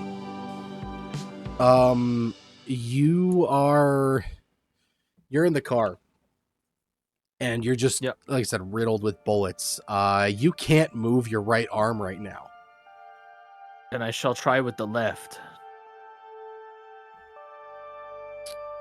Give me a second. I gotta roll for this. That's not. This is like the Monty Python. Oh, it's only a flesh wound. No, there's a small child inside that house, and there's big men with assault rifles trying to abduct it. I gotta stop this. Big guy. So you use your left hand to try and restart the car, essentially. As it basically stalled out. And there's quite a few bullet holes in it, but after a few turns of the key, you're able to get it fired back up again. But you can only use your left arm right now. That's fine. Is this guy in front of me? Is he no longer pinned under the car? The moment the car moves, he won't be. Yeah. Okay. I don't think he's really going to be that mobile if he was pinned under a car. Unless he's a Looney Tunes character. Yeah, his arm should be broken, yeah. I'm sure he's fairly unarmed right now. But- Yeah, he, I'm not going to say he's unarmed because he was holding his gun, but He's got my pistol too. his gun, yeah, he's got two guns. He's got yours that you've seen him put in his waistband behind him, and then his rifle is he had dropped pretty close by him, but he'd have to reach to be able to grab it. But don't forget, you are also still on the ground. Yeah, I know. You're like staring at this guy face to face at this point. I turn on the headlights, so if the captain's awake and or alive, he has to look at the lights before he goes. So, which way is the car pointing then? See, we're gonna turn the wheel So, and then slam into the captain in between the barn. I imagine. If I could, is there a Let's see tool, if I can- a freehand tool? We went this way, and then we're gonna go this way. Yeah, except I would like to think too. You like backed into this guy, and you're over. Yeah, he's stuck under something. Okay. I don't know how to release it.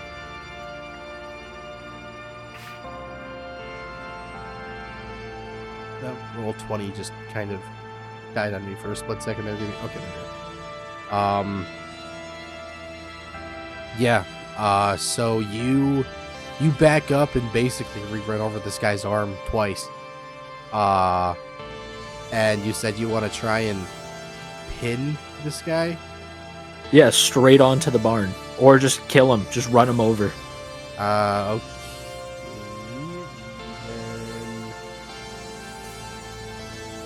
Damn it.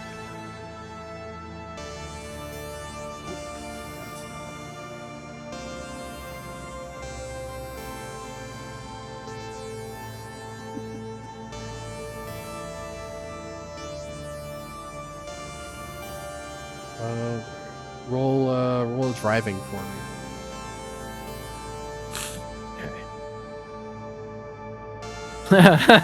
Wait, hold on. I gotta find driving real quick.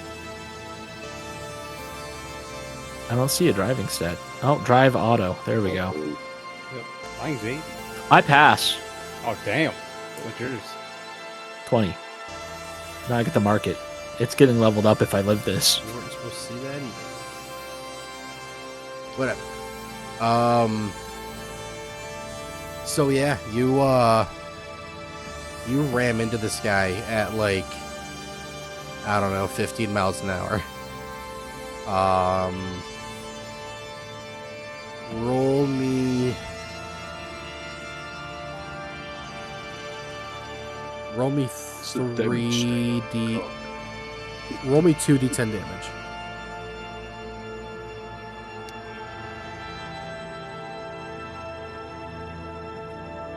So you hit this guy, and you basically crash straight into this fucking barn. And you have no idea where this guy went. He's under your car. He's under whatever wood collapsed in on him. But you get the impression that you hit him fucking hard enough that he's at least not getting up anytime soon. Am I in the barn? At least the front half of your car is. All right. I only want to know now, if I open the door, would I be inside the barn or would I be outside the barn? If you open the door, you would probably be more inside than outside the barn. Perfect. I would like to turn the radio on and then slink my way out of the vehicle, bleeding, but into the barn. Okay. The radio's on. I don't know what it's playing, but it's on. And you get out of the car and you're in the barn and you see a barn. I'm gonna go over to this. Is there a door in the back? Yeah. All right, I'm gonna prepare cover. I would like to say to the guy in front of me, like, I sure hope that cop had a car. We're gonna need a ride out of here after this little mishap gets sorted. He looks at you. He goes, yeah,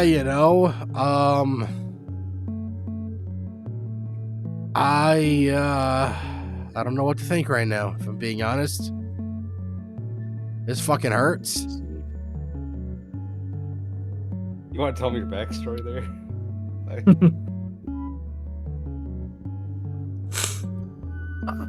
Let's see. I'm trying to see if there's anything.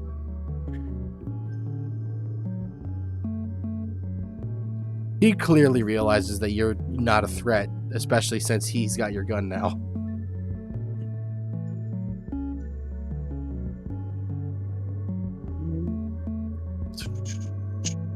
Yeah, I don't know what to do here.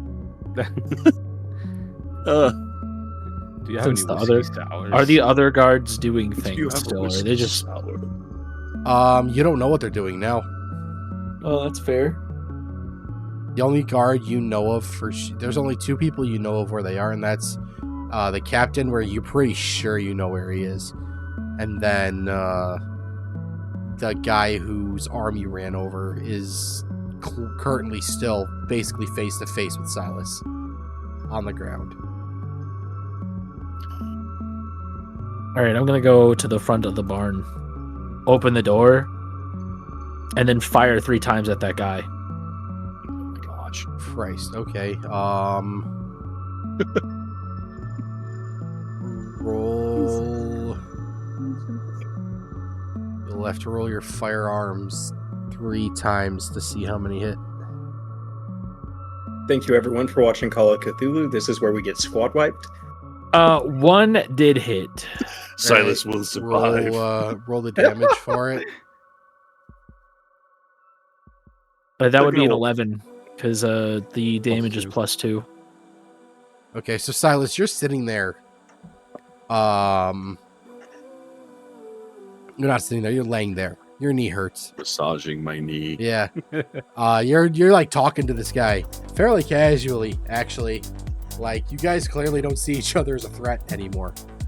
And while you're like mid conversation with this guy, all of a sudden you see a bullet go straight through his shoulder.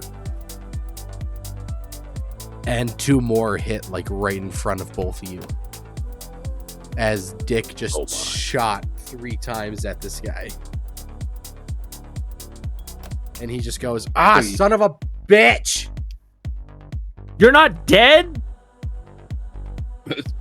Rick Grimeson, maybe we should hear these people out before we just start mowing them down indiscriminately. Perhaps they'll know more about this fog and this purple haze. There's still 2 guys with assault rifles and they shot at us. Guy on the ground goes, you guys shot at us first! Yeah. Hey, I'm an investigator from a different jurisdiction. I did not shoot first. I just want to put that on the record. I don't care if it was you. Your group shot. God damn it, my fucking shoulder. Can I attempt to get up and go render this guy first aid? Yeah. Roll. Which guy first aid? Roll a first aid. What is your first aid? I'm curious. Well, I'm it's not first aid. I also have a medical kit. Never mind, I don't. I left that in the car. I don't have a medical kit. I passed -30. All right. You grab you don't have your med kit on you, but you grab some like cloth. It's like handkerchiefs and whatnot from your pockets, and you basically just push them on his shoulder to apply pressure. And he screams in pain a bit because it fucking hurts. But you do manage to get to the point where you believe that you've at least slowed the bleeding down enough to where he's not like bleeding out. Am I within grabbing distance of my pistol? Yeah, I would assume so. I'm gonna grab it and try to shoot him in the head. I knew you were gonna fucking do that. As I scream, heretic! You guys are point blank. First bonus to roll point blank? First roll a sleight of hand. Gosh, I'm gonna fail this. How's he Come gonna on. fucking defend himself? Oh, yeah, I failed that. How far off? All right, so you go to grab. I have 10 sleight of hand. Okay. You go to grab your gun from his waistband, but you don't take into account that he's currently laying down on his back on the ground as you're applying pressure. So you just like kind of try to reach under him to grab it, and you just can't do it. I would like to make a persuade. For what? I'm trying to convince. Just checking for the exit wound here. Gotta get that locked up too. Okay, go for it. I failed. He goes, I got shot in the shoulder, not the ass. I'd like to also make a persuade roll. Okay. For what? Hey, guy, can you just like flip over for a second? I failed. No. He goes, what the fuck are you people doing? This guy's He's gotta trying get to his grab gun my, back, This man. guy's trying to grab my ass. You're telling me to roll over while he does it. What are you trying to do here? Just give Can him I his gun persuade- back. Can I persuade the 2 people next to us to pay more attention to them instead of us? I've given up on all this. I'm just gonna sit here until something else happens. I am not touching anything. I've learned my mistake. I'll say, Peter, that would be a fast talk roll to try and convince them that what's going on over there is more important than you two. Okay.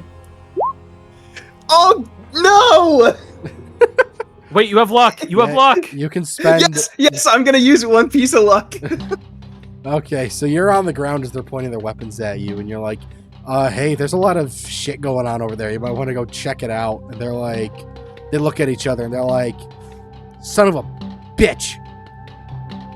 And they turn around and start hauling ass over here. Hey, Stone, I need your opinion on something. What? I have my gun right in front of me. This is gonna be if you miss, this is gonna be the third time, and I'm pretty sure they're gonna knock you unconscious. But I could have just killed one of them if they do go over there and cause more issues. All right, if you're not going to flip over, I'm going to shoot again. I'd recommend, if anything, I'm using your going gun to and do getting a that. better position. Flank around the barn, maybe, or get behind the barn. That's fair. You know what? Actually, I'm gonna rush over to you at least, and I think that we should go into the cornfield so that we can at least. Do I see I don't these know. people coming from the other side here? Roll a straight D100.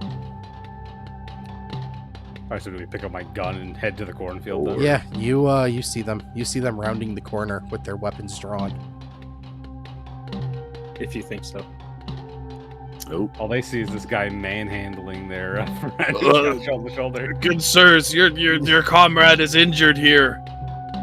I hear this. I'm going to. Yeah, these guys are trying to grab my ass and tell me to flip over while he does it. The homosexuality's coming back. I'm sorry, I was tempted. Tempted by what? My ass? Nothing. What are you, some kind of homo? My name is Silas Lockhart. I was born in Abilene, Kansas, and abandoned by my parents What the when it fuck became is apparent happening? that I was a teenage homo. Then I found the church and my calling, and I took a vow of celibacy. We activate the unskippable cutscene again. He looks at you and he blinks. And then he goes, you know what? This ain't even worth it. This ain't even worth it anymore. Hey guys. He looks at these two over here. He's like, we can. Boss is dead. I think we should just go at this point. This isn't really working out for anybody. They round the corner, and they go, well, what do you want to do with this old guy? He looks at them and goes, I don't think he's really a threat at all, actually. Very ass grabby, but I don't think he's a threat. Plus, I just got shot in the shoulder by someone who's in that barn. I don't know if he's still there or not.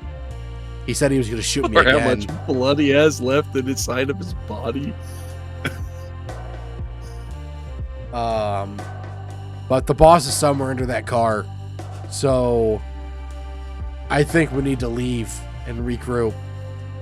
Because this ain't... What happened to those other two?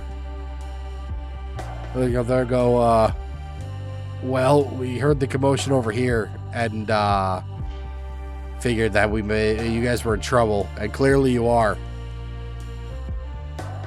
Should we kill this old guy? Looks at me, goes, no. That's... One of you fuckers get over here and just help me up. So, I come over, help him up. He turns around and looks at you, Silas. He goes, you know, just stop grabbing asses, dude. Even we don't do that. Do you happen to have a whiskey sour? I'm not even going to question that. Let's fall back, guys. Rats, I could really use a drink. And they mosey I on think off. the other guy could too. Let's. I will That's take all he knows. I'll take responsibility for starting that off and how stupid that rolled into. I But I think- shuffle around the barn and look at Silas and go, do you have that med kit still? I'm a little woozy right Oh. now.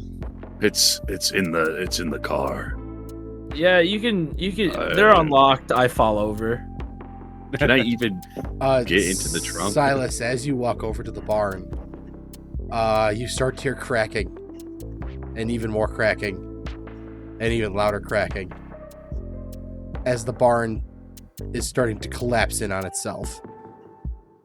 Oh, And you have exactly 30 seconds to grab stuff out of this car before the barn completely collapses. crap. I guess I want to try to grab something quickly. All right, you have 30 seconds starting. I'm timing it. So, starting No, now.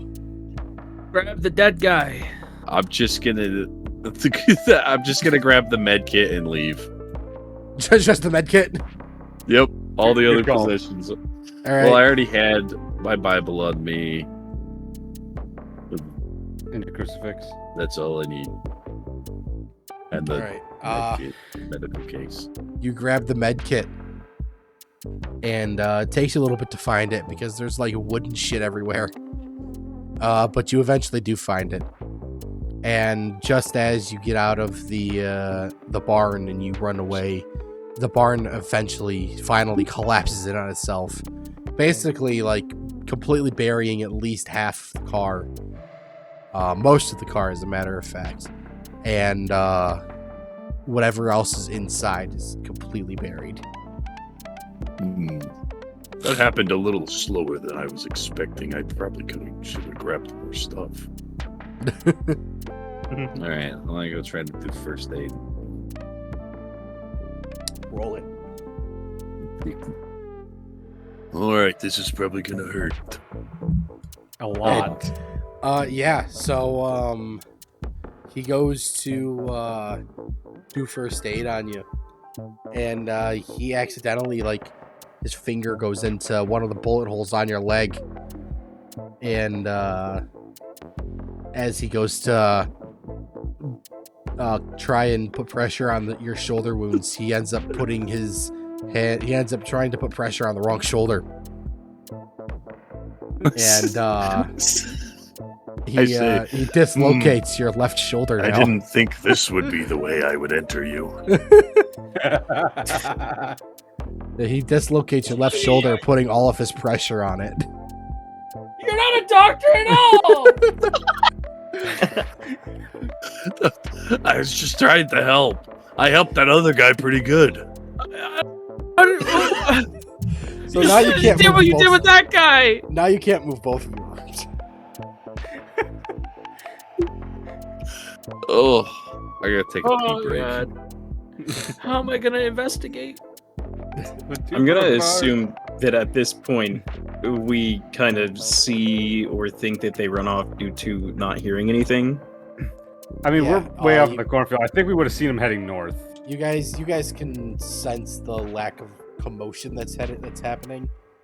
But we're gonna take a quick break. We'll be back with your regularly scheduled program soon, but first, we wanted to remind you that if you haven't yet, check out the latest episode of Deadlands: The Lost Isles, where the team makes their way off of Deadly Soul Rock and towards the island of Jyland, where they'll encounter strange figures, get new weapons, and finally find the mystical forest they've been looking for, only to find out that it's not so mystical after all.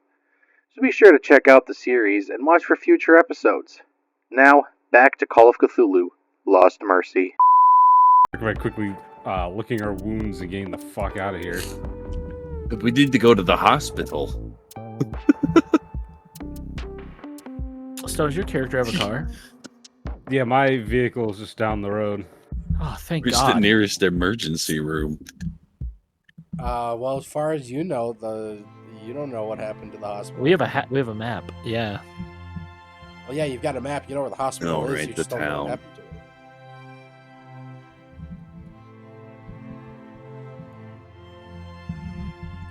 So, yeah, Peter and Bert, you guys notice the lack of commotion going on by the barn, and you hear murmurs going past the shed and getting a bit farther away, and you can safely assume that whoever those people were are probably gone now.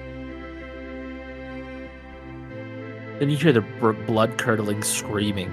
Yeah, then you hear a very loud scream of who's clearly Dick, screaming at the top of his lungs like he is being fucking murdered. I quickly tell Bears, like, leave me, just go, see what happened, see if you can help. I'll crawl. Alright. I go ahead and run over with my weapon drawn, and I check out what's happening.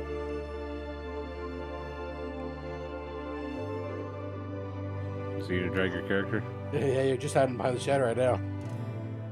That's not your character. There you go. Yeah. No, I was like, I'll be slowly inching by inch. So Peter, as you round the corner, you see Silas on top of Dick. He's basically mounting him at this point. I knew it. Why'd you have to say it like that? Silas mounting Dick. As I hear the blood-curdling scream and I see Silas on top of Dick, I know what's happening. So I do my specialty and I push Silas off of Dick. How hard do you push him? Not too hard, but I just get him off. So do you push him or do you like grab him and pull him off? I mean, I guess I would grab him and pull him off. Okay, because when you said pushed him, I immediately thought, okay, so you're just gonna fucking rugby tackle this poor old man. I'm not trying to murder the old man. So you run over and you like grab Silas, who's just on top of Dick,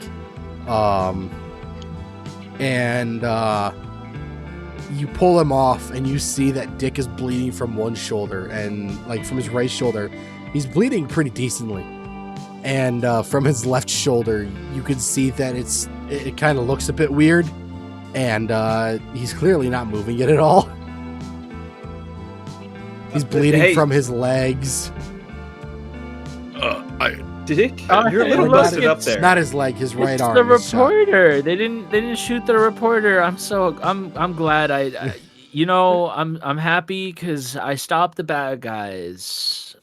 Oh fuck! did Is the so other guy good. alive? You see me just crawling out, like right here, right now. Good. Still crawling with one arm. Oh look, I did it. I saved the day. I slammed the guy and then I shot the. Ow! Everything hurts. Let me see if I can do something about that for you. Seeing the, med kit next to him, I go ahead and take some gauze and try to stuff some of his wounds. Roll first aid.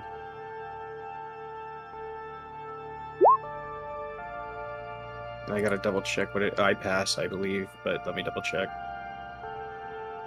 So much funnier. Oh my, How far are you? And you have to use luck. yeah, I had to use luck. Damn it. I guess 4 luck. I'll use 4 luck, and I'll pass. Okay, so you also mount Dick, and you put You saying that. I can't. He's the one who named his character. And you put all of your pressure on the correct shoulder to stop the bleeding, and then you put the same like cloth bandages that you put on Bert's shoulder. And then you notice Dick's left shoulder is looking a bit weird, and you can tell that it's dislocated. But as of right now, you can't pop it back in with him laying down.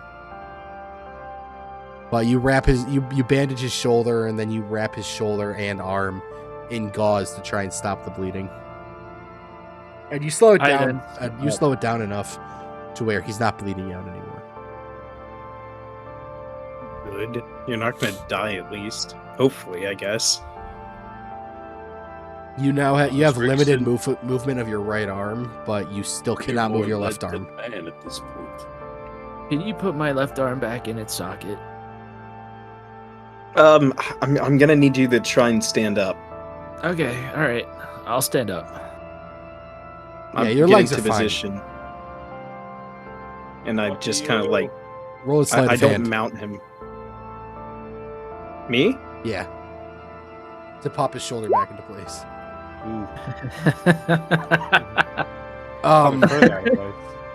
My sleight of hand is 10.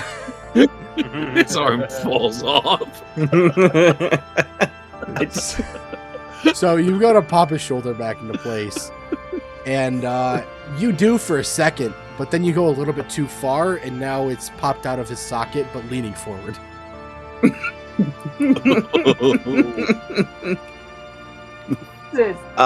that's not what I meant to do. Here, let me give it a try. Dick, this hurts. No, Silas, stay away! Stay away! You've mounted me once before already. The Lord will guide my hands. Guide him away. I hold I hold him in place. If your I hold shoulder is Dick. meant to be back in its socket, it will be back in its socket. Yeah, sure. I'm gonna try to pop my shoulder into its own socket. What would I have you roll? Sleight of hand? No, it wouldn't be sleight of hand because you'd have to use like a wall or something. So I'm gonna say, Can I use strength? yeah, roll strength Pure fucking willpower? or no, roll dexterity. Alright, I failed. Uh, Oh, God! Okay, roll roll a Constitution for me. Okay. I failed. You pass out. I like to imagine he uses the wall, puts it back in place, and then puts it back behind him. He's like, fuck! You slam your shoulder against this wall trying to pop it back into place. And you don't get enough oomph on it to do so. But you've had your shoulders gone back and forth like 4 times now. And the pain is just it's just so the pain threshold is so high right now that you just can't take it anymore and you pass out from the pain.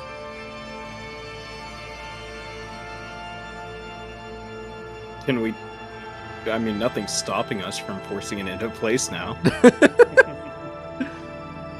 I mean, yeah, you can try as many times as you want to pop it back into place now. He's passed out.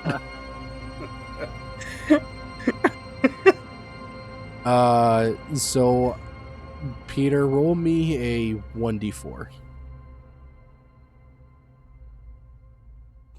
It takes you 4 times to pop the shoulder back into place. I'm laying there watching in horror. But eventually, you do manage to get his shoulder back into place. He's never gonna be able to use that arm again. So We Dick rubbed is it passed raw. out. Yeah, Dick's passed out. His shoulder's back into place now. Bert is currently crawling on the ground behind you. It's a mess. Yeah. My knee hurts. Yes, Here, let me take a look at that. Let me see if I can't pop it into place. Please be Now gentle. that we fixed up bruise Toasty. easily. Bert's just crawling through the dust. Yeah. Now that we fixed up Dick, maybe we should go ahead and take a look at Bert. You already patched me up already. You can leave me alone. You still have 1 working leg. I should say that. You have 1 working leg still. Or at least 1 leg you can put legitimate walking pressure on.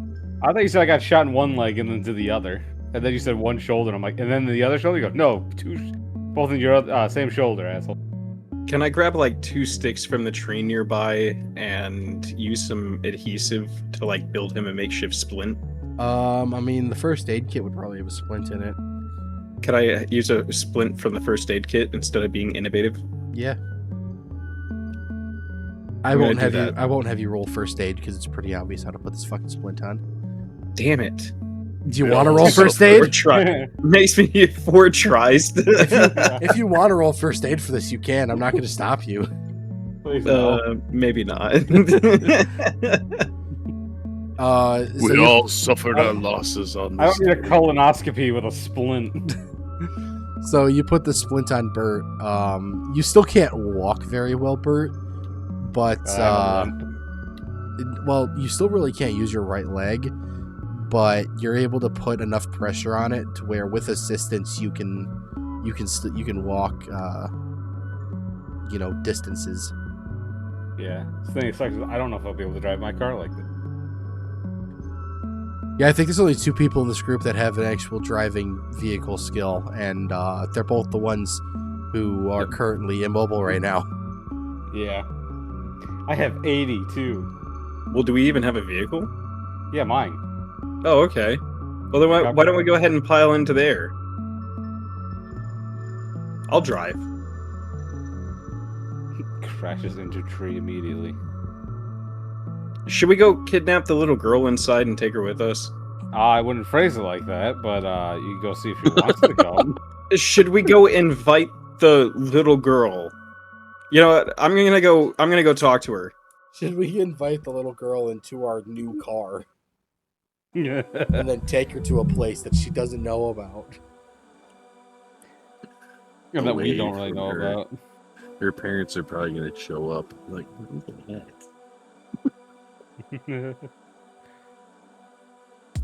So you end up inside, and you make it to the little girl's bedroom door. I knock on it. She answers pretty promptly, and she looks at you, and she just looks at you. Hey, so you probably heard a lot of sounds outside. Just wanted to let you know that it's getting too dangerous to stay here, and I think you need to go ahead and come with us. So, would you mind go ahead and grabbing whatever you need and coming outside? We're about to leave. She looks at you concerned. Obviously, she doesn't want to leave her house. And she points at a picture that she drew, and it's like 2 stick figures, and it says like mom and dad on it. I'm like, oh, that's very interesting. But yeah, don't worry, we'll come back at some point. But we just need to go ahead and go. She looks at you. She looks back at the picture, and she nods solemnly, clearly understanding the situation. She definitely heard what went down outside. She didn't watch it, as far as you know, but she clearly heard what happened, and it's clear that she realizes that it's probably not safe for her to be here by herself.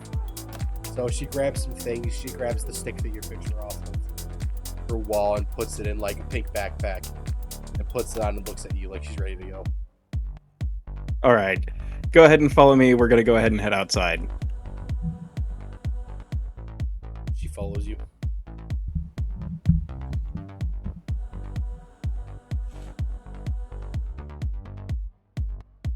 All right, I'm bringing her willingly. Are you guys ready to go?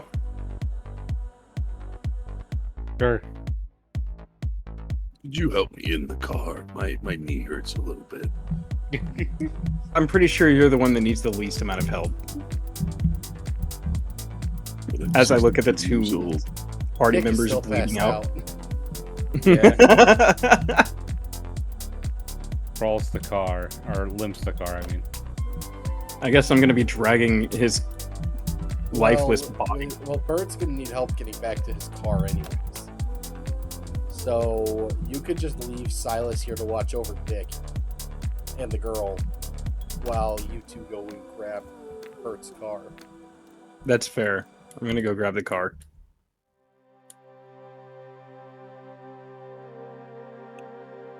So you two head to the car. It hasn't been tampered with, as far as you can tell. But it is a standard police car. Which back in the days got plenty of fun. So yeah, it's a cop car. I'll go ahead and hop into the driver's seat and turn it on. Going Pull to myself into the back seat, lovingly or the passenger caress. seat. You go to turn the car on, Big you realize that justice. Bert never gave you the keys. I hand him the keys as I'm in the passenger seat. I grab the keys from the passenger in the passenger seat and I turn on the car. Wrong keys. No. One of those huge comical key rings. Yeah, there's like 50 One. keys on it. I slowly go through and try the 30-second key, and finally it starts. Why do you have so many keys? I don't know. I don't even know what they do. They just gave it Most to me of them like are that. just for handcuffs. So many It's all different the same. handcuffs they give me. So the car starts. And you're able to drive it over. Where Dick, Silas, I go ahead and load Silas into the car, and then I'll go ahead and grab Dick.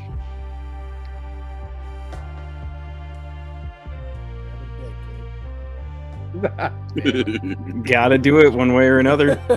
I was trying not to laugh at that. So you're able to pile everybody into this car. It's pretty roomy. It is like a 1920s, 1930s style police car. So it's fairly roomy in there. And the little girl jumps in the front because it's like a bench seat kind of. The little girl jumps in the front in between you and Bert. And she bounces a little bit. And where are you guys gonna go? Everyone's in the car. We should probably go ahead and that creature, yeah, we need to head back to town to stop that demon. alien entity. All right. He who flies away from the bones. So do you guys see the map? Yeah. So you guys are right here, obviously. If when you look at the map that you guys have, you notice that the hospital is a little bit a ways out of town. It's right up here. And then you remember that the only way you know if that's, at least from what you remember, isn't blocked, is back past City Hall. So it's probably going to take you, I would say, probably about an hour in total to get to the hospital if you choose, or just somewhere in the city that you feel like you want that you go. I think that if anything, we need to stop at the gas station first to make sure that we can refuel. I wish that sick Lonson was awake. He always knows where to go in these situations. Okay, quick refueling stop into the hospital because 2 of us are nearly dead. If anything, On see if we can par. find-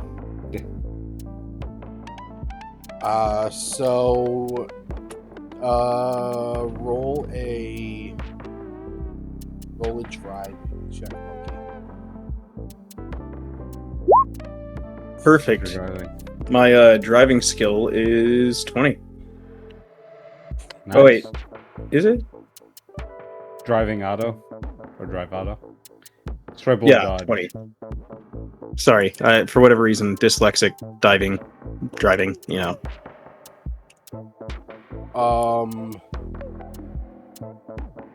So you start the car and you begin to drive. But you haven't driven a police car. It's a bit heavier and a bit larger than Dick's car. And you go to take a turn off the road from the Stanford Farm, and it goes a little bit wider than you anticipated, and you end up hitting a few mailboxes. So the front of the car has got a little bit of damage to it now. Your right front headlight doesn't work anymore.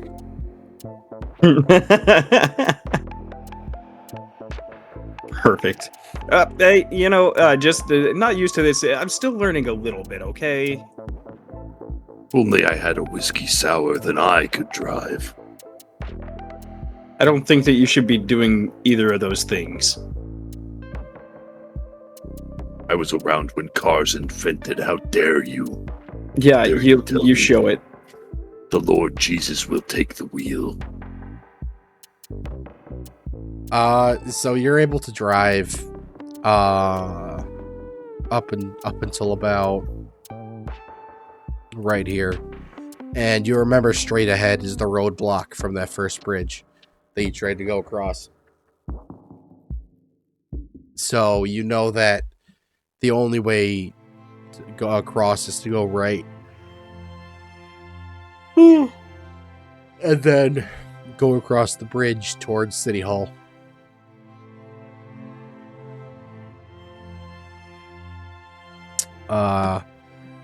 You head that direction, and as you're driving past City Hall, you notice more of this purple smoke coming up from behind it. And those same cars that you seen earlier, you catch glimpses of them as you drive past the driveway of it. But those cars you can barely tell are still there. But you do see the same plume of purple smoke that you've seen coming from the meteor, or the rock, I guess you could say, where that creature came out, coming from behind City Hall as well. Guys, are you seeing what I'm seeing? Another of the interdimensional demon eggs. I think that's where that demon went. Should we pull off to the side and see if we can't track down where it came from? Or where it's coming from? Perhaps just a little glance, but we should probably lick our wounds before continuing. One of us is out of commission right now, so there's not going to be much we can do. Can somebody slap him around a little bit and see if we can't wake him up? I would like to slap him Oh god.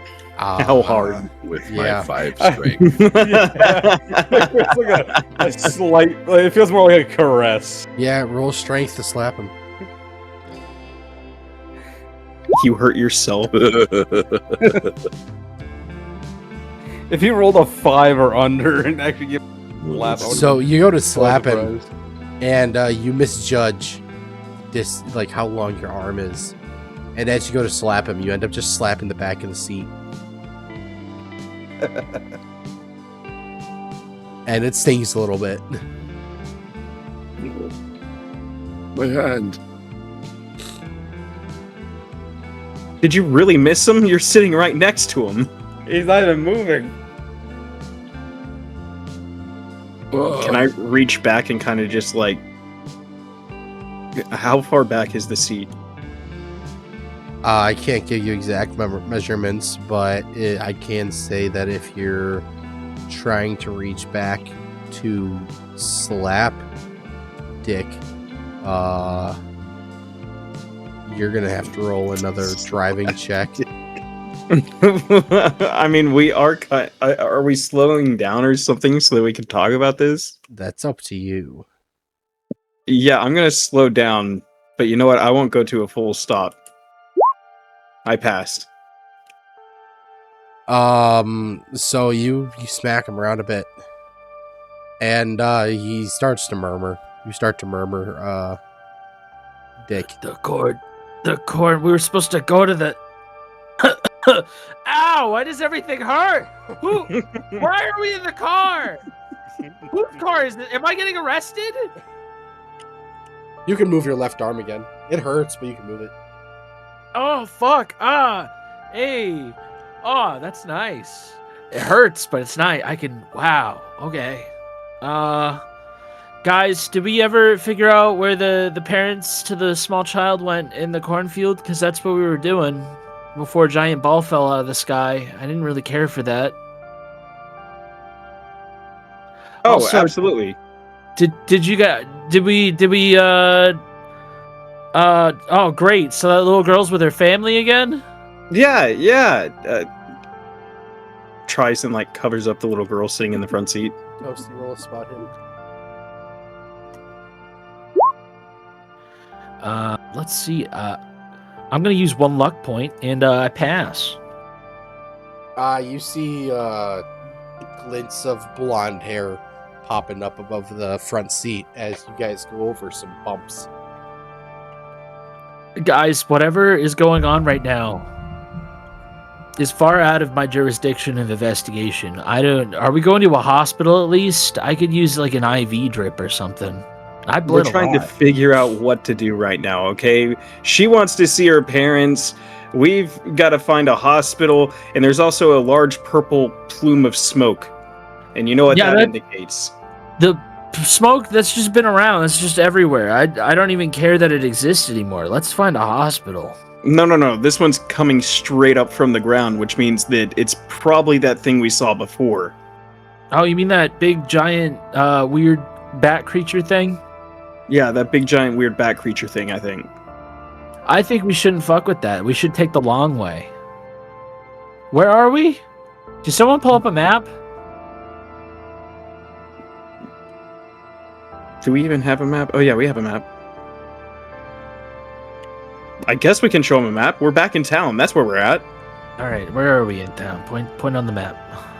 We point on the map. You guys are assuming you're not stopping at City Hall. You would be right about here by the gas station you were at before. Not too long after. All right, so which direction are we facing, Max? I assume whichever the direction hospital's like left up in my is. ear.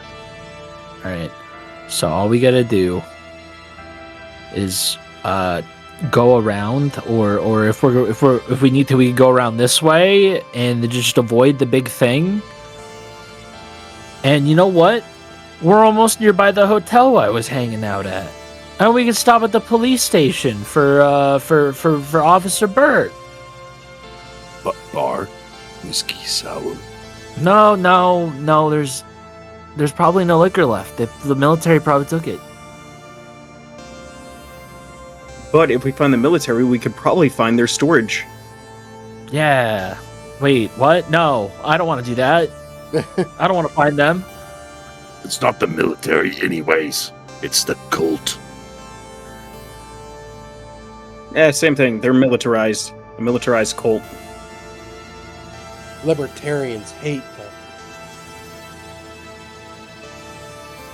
That's a political right, so joke for who's all you driving? political junkies.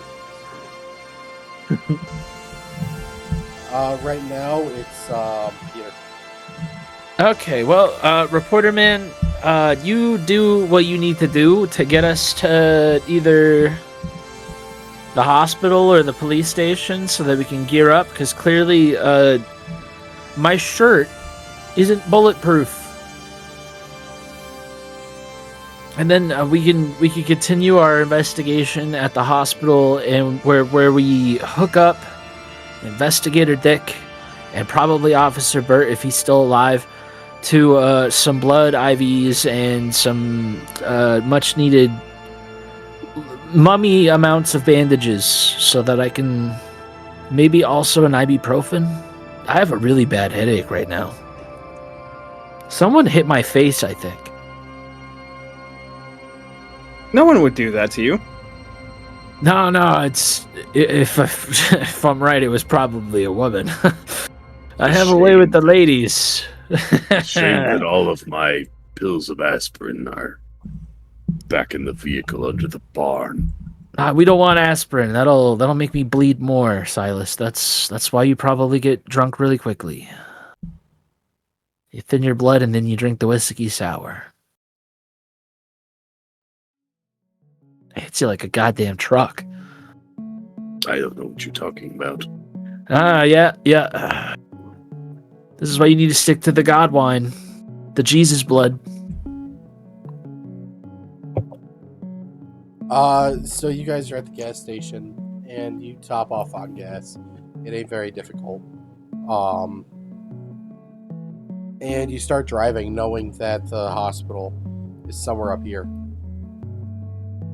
And as you start driving, you go across this corner, and you see the front left side of your fender is still just sitting there, and the stop sign is still hanging on by a thread. From the last time when Dick ran into it. And you continue straight, you go straight, and you drive past the Shipbag Motel, where there is now multiple doors open, and you can actually see people hanging out on the second floor, like balcony area. And as you drive past them, they all just kind of in sync watch you go past. I'm gonna stare back at them and then nudge over at Silas and be like, "Hey, isn't it crazy how many memories we make in this town so quickly? And also, aren't those guys looking a little weird and not abducted by cult military?" Yeah. Perhaps they were, and now they are possessed. That makes a lot of sense. Let's not talk to them. They might be excellent pole vaulters. I don't want to deal with that right now. But perhaps I should exorcise them. We could try if we single one out by itself, but I'm not going to bet that we're going to be able to do that right now. The demons will still be there after we go to the hospital. Yeah, exactly. We got to get these demons out of my chest and shoulders.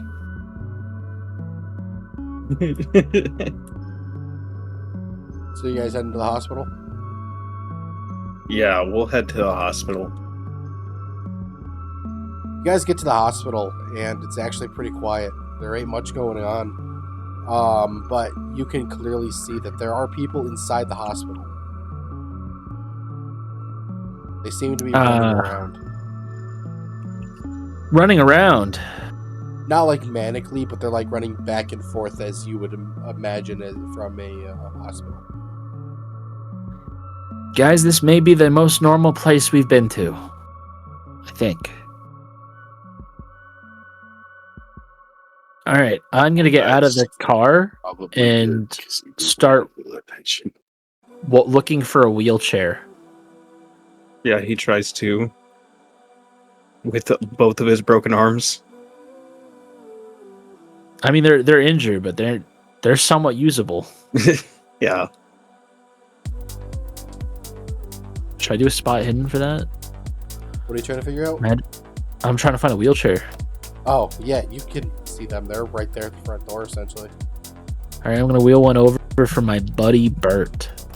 I hop in instead. Oh. I look at Silas. My hand is a little bruised too.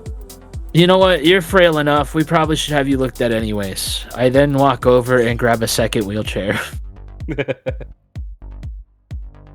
And then bring it to the car for my buddy Bert. Silas jumps in it. Jump from one to the other. Yeah. Maybe your knee doesn't have a problem after all, Silas. All right, Bert, at least there's two wheelchairs. Get the other one. You're both in wheelchairs now. You enter the hospital, and there's like one lady behind the desk. And she goes, "Can we help you?" Yeah, we've been shot. Great, to start a conversation. Okay, who's been shot? Me, that officer guy, and that old man slipped and fell and hurt himself. Okay, well, he's not a problem right now. We need to get you two checked out. What? May the Lord smite you down. Give me a second. And she goes on the PA and she says, "We have two GSWs in the lobby. Please bring out need immediate attention." And two gurneys come out from behind her. And there's just one doctor and like four nurses. And they tell you two to get on the gurneys. I do my best. I willingly hop on the gurney. You guys get drug back into like separate rooms, and as I'm being wheeled off in earshot of everyone, yeah, make sure that morphine drip is real nice, okay? you shout that as you kind of disappear down the hallway and then end up in a room, and that just leaves Silas and Peter hanging out in the lobby. Does this hospital have a bar? Yeah, I wouldn't be surprised for 1920s America. Who are you asking? Are you asking the nurse? I'm asking the nurse. She looks at you. I could use a whiskey sour. She goes, not to my knowledge.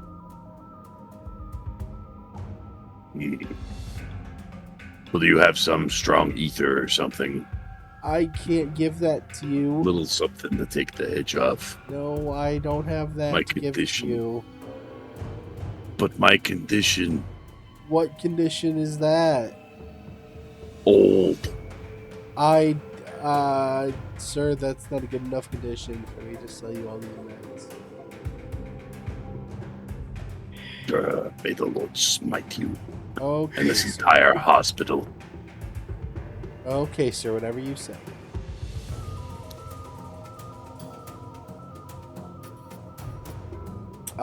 So they're both brought into their rooms. You see some other doctors and nurses make their way into there periodically, and they end up getting one by one brought back into what is essentially a surgery room, best you can tell. And in about, I'll say it takes probably about a day, not a day, but most of the day, for both their surgeries to be done with. And they both get put in basically the same room. And you both, Silas and Pete, you guys are able to go and visit them.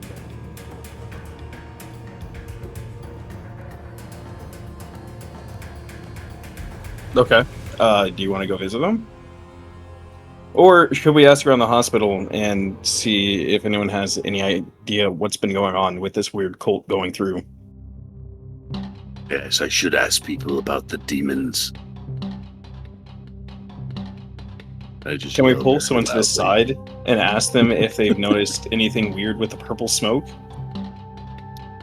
You try to pull some people to the side, but it's clear they're very busy.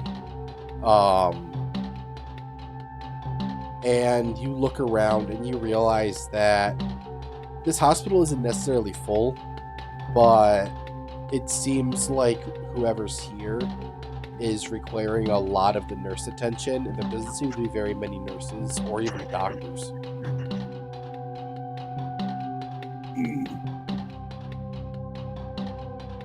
Well, I guess we should check up on that cop guy and maybe that kick Ronson.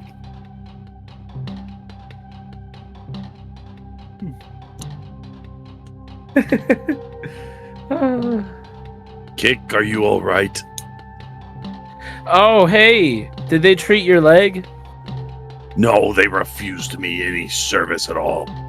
A terrible place. They didn't even, take you into the psychiatric ward or anything? You know what? It's fine. I'm glad to see you're still alive, old man. You didn't, get blown away by the wind. Yeah. The wind. Hey, do you think there's drugs we can steal? I mean, commandeer for this place for when we go back and investigate what's going on with the corn? Or should we just pack our shit and leave while we're ahead of the game? Perhaps we should go to the church to pray. Sure, I guess. I mean, it's a miracle I'm still here.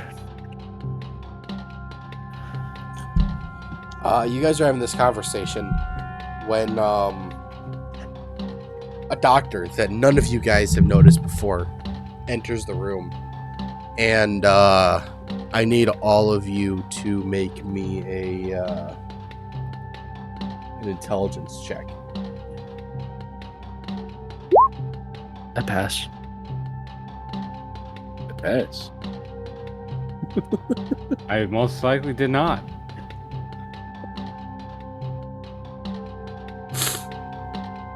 I passed. I did not. I'm the only one who probably didn't. Okay, so you guys all see this doctor, and Bert, you're just focused on him that you don't notice it, but everybody else, you notice that as soon as he turned to close the door, he also deadbolted the door shut and locked.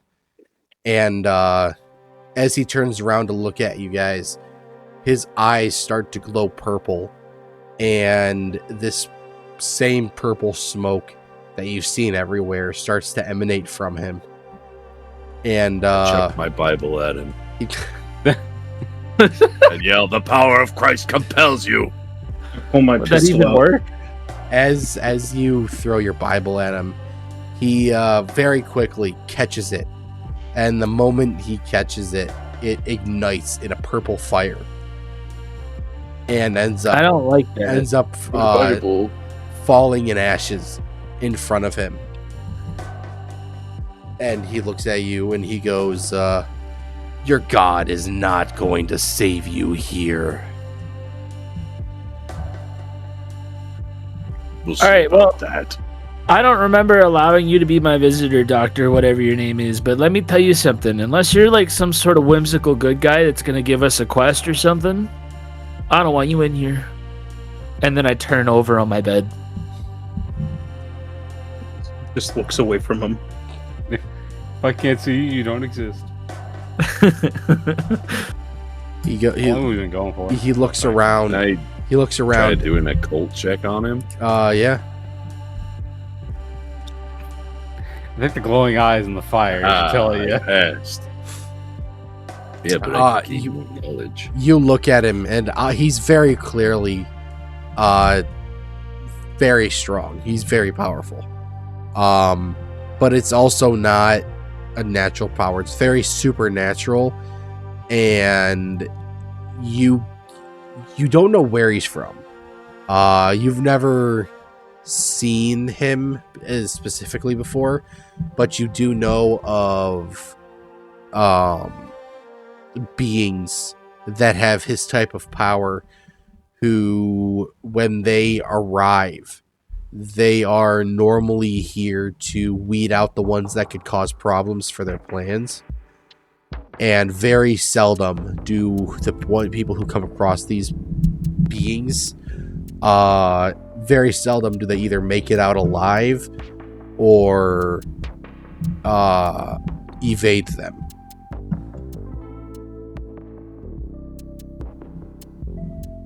Well, gentlemen, we're boned. I just got I've fixed, heard of man. these creatures. They might have more. He might have more power than we can handle. I then sit up and look at him and go, "What do you want?" He looks at you and he goes, "Well, you guys, of course. Why else would I be here?" Okay, can I ask what for? No.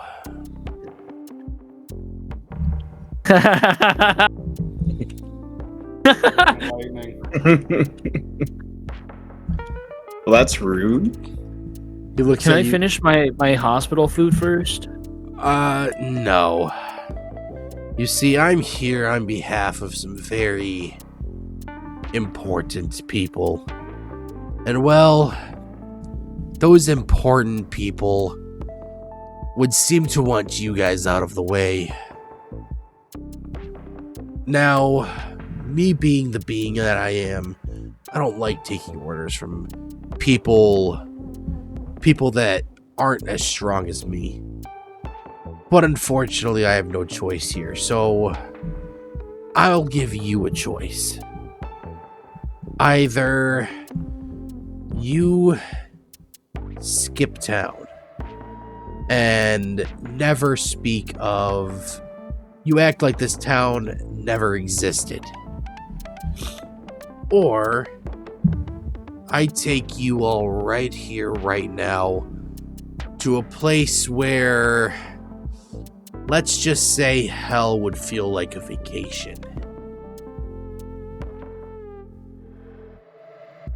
Well, if you're ever so powerful, why don't you do something about it and stop taking orders? It's a complicated matter. The point It is, I'm the one who holds your fate in your hands. Well, depending on your choice, that is. Well, we have a job in this town, so what would it take to make you turn a blind eye and maybe, stay out of our way? You see, I can't do that. I just can't do that. So I'll say again, you can either leave town and pretend it never existed, or I take you to a place that makes you wish you were in hell. Yeah, so what's this town's name again? I've never heard of it before. Where's the nearest bus stop?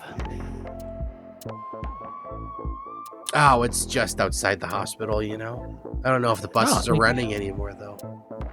Oh, well, I think we took all the drivers. Look at that. Hey, Bert, can I borrow your car? Are you gonna crash it? No, there's no people this time. We're gonna go take a vacation.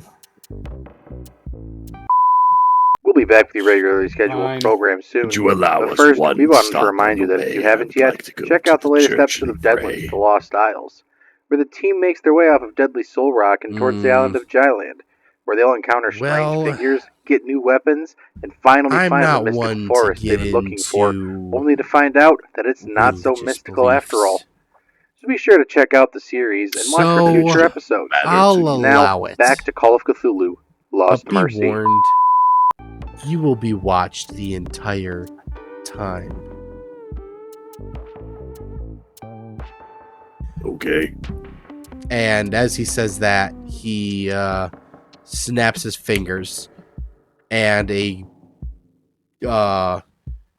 swirl of purple flame goes around him, and all of a sudden he and the flame disappear. Guys, I have some bad news. Yeah? We can't leave this town. Why? I can't leave this town. Why? It just wouldn't be right. We have to figure this out. We can't just leave this be. We have a job. There's a reason why we're here. We can't just abandon it just because some weird purple smoke idiot says so. Yeah, I'm gonna tell that woman that her boyfriend broke up with That's her. true. I've only exercised like 3 demons so far. You need to do more. We need to piss on more rocks. Dave? But I really could use a Bible. That thing just burnt mine up, and I didn't have a spare. I have an idea. Let's go to the next town over, and then we can figure that out. But if we go to the next town over, we might not be allowed back in. What if we can't solve it if we're not here? You just want me to run away from my investigation? I can't do that. What kind of reporter do you take me for? A really dumb one that's gonna get killed. As you guys are having If this conversation, Die. as you guys are having this conversation, Silas, time seems to kind of stop for you. They're still arguing, but then all of a sudden, everything around you just kind of freezes in place. You're still able to move, but everything around you freezes in place, and you see a bright glowing light that gives off some sort of comforting warmth shining at you. and you hear that same voice you heard the other night in your head go, "You cannot leave this place, Silas. We need you. You're the only one that can handle what's coming ahead." Yes, Mary. I hear your words, the words of the Lord. Through your voice, I will follow them. I must stay here in this town. I will face this darkness. The Lord has chosen you, Silas. Though I knew it. odd of a choice as it may be, we know the Lord works in mysterious ways, and you are humanity's only hope to stop the disaster that's coming. As God wills it, I will follow. And the voice kind of dissipates as it says, "Go forth, Silas. Just remember, if you need the grace of God, all you need to do is pray, and he shall answer." And the light fades away, and time picks back up as these two are still arguing about whether or not they stay. Die, then to let up my reputation as a good reporter. Okay, that is not something that I'm afraid of.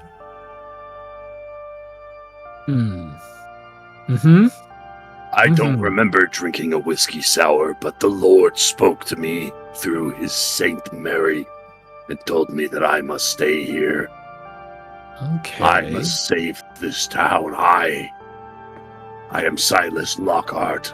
I was born in Abilene, Kansas, abandoned by my parents after it became apparent that I was a teenage homo. And then I found the church, and I took a vow of celibacy. Somebody gag the old man again. I'm listening this time. And now I have been called to save this town. Only I can do it. I think I'm he's gonna get on shot something. They gave him again. some powerful medicine, man. Leave if you must, but I must stay. It is the Lord's will for me. All right, if we're going back into this town, we're gonna need some sort of protection. This is ridiculous. I mean, we still have some protection. What are you thinking? I will pray that we are protected through this ordeal. Maybe some thicker clothes or something. When I signed up for this investigation to find this missing person, I was not imagining to get shot at by fucking 7.62 rounds. I mean, to be fair, you did drive a car into them. They were gonna shoot you. They were not going to shoot me. I gave over my pistol and I never got Mary Magdalene back. See a tear fall down Silas's cheek. Oh, Silas, we'll get you another Mary Magdalene. I'm sorry. Won't be the same. We'll get you a bigger one, so it's cooler. You can use it as a walking stick. I'll name this one Benaiah. Sorry, I was gonna say. I imagine a revolver so big you use a walking stick. It's like, wow. Just long-barreled revolver. All right, let's go to the police station. I gotta dig through their archives anyways, see if I can find anything on this guy I'm still trying to find. Yeah, the funny thing is I went to the farm knowing some names to go figure out who this guy is because I still don't know his name and I don't have it yet. Because those guys weren't there. Still like to go to the church to procure for myself another Bible. And also I have a feeling oft times these churches are perverted by the cult in the area and they serve dark lords instead of the true God. Could be a good way to find whatever I must do here to save this place. Alright, we'll stop at the church first then.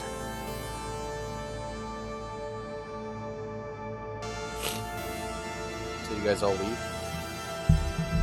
Hey, we're gonna check out of the hospital. Yeah, you guys go down to the lobby. And, young girl you brought with you, she's just kind of chilling there in the lobby. Her legs kind of like swinging from the chair. And she sees you guys. And you all head back out into Bert's car.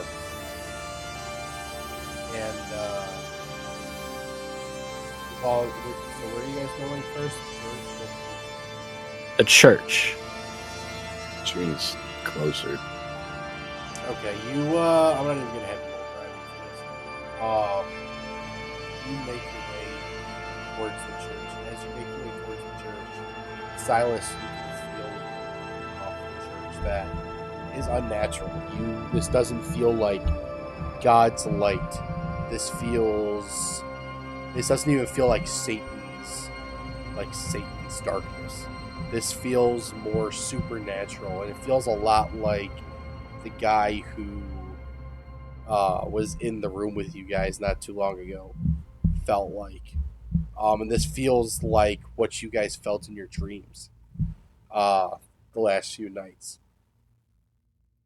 And as you get through this energy, it's almost like you get to what would essentially be the parking lot of the church. So, like, right about here. And the moment you get within its vicinity, it's almost like that negative energy is completely gone. It feels almost normal to just about everybody except Silas. You feel a sense of godliness, of holiness radiating off of the church. Almost like God's will is pushing the supernatural power back. I get out of the car and lay down on the ground prostrate and start to pray, and to say a prayer of praise.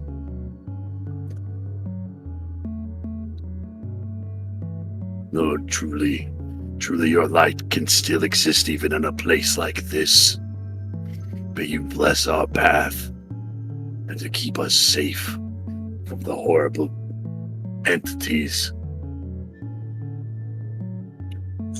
So yeah, you guys see, you guys stop the car and you see Silas get out and basically immediately start to pray, and he says something about how, you know, he doesn't feel this supernatural energy around the church right now.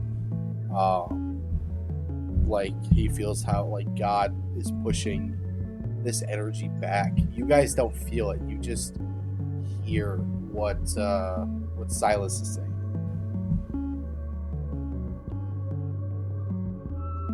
Yep. The man's praying again. Him and his prayer, him and his Bible. He's always going crazy. I'm gonna have another cigarette. Actually, you know what? This is a double cigarette situation. You gonna put one on one side and one on the other? Yeah, kind of like goofy little teeth. I see. You're like a walrus. Yeah, exactly. You get it. It's funny. Yeah, real good, man. Would you like 1 or 2 or 5? You know what? I'll take 1. I'll be original and just go with 1. Okay. I stole like 10 packs. I mean, commandeered it. I mean, right off. We'll go through it eventually, so I'll just take 1 for now. Everybody roll a intelligence.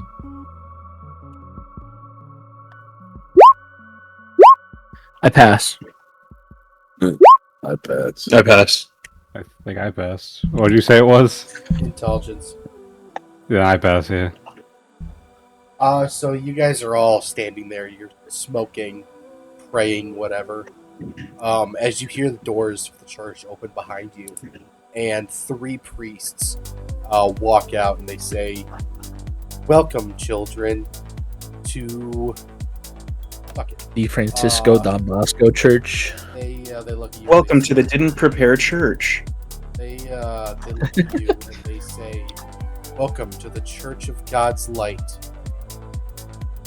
And that is where we're going to end the session. All right. Woo! I'm so tired.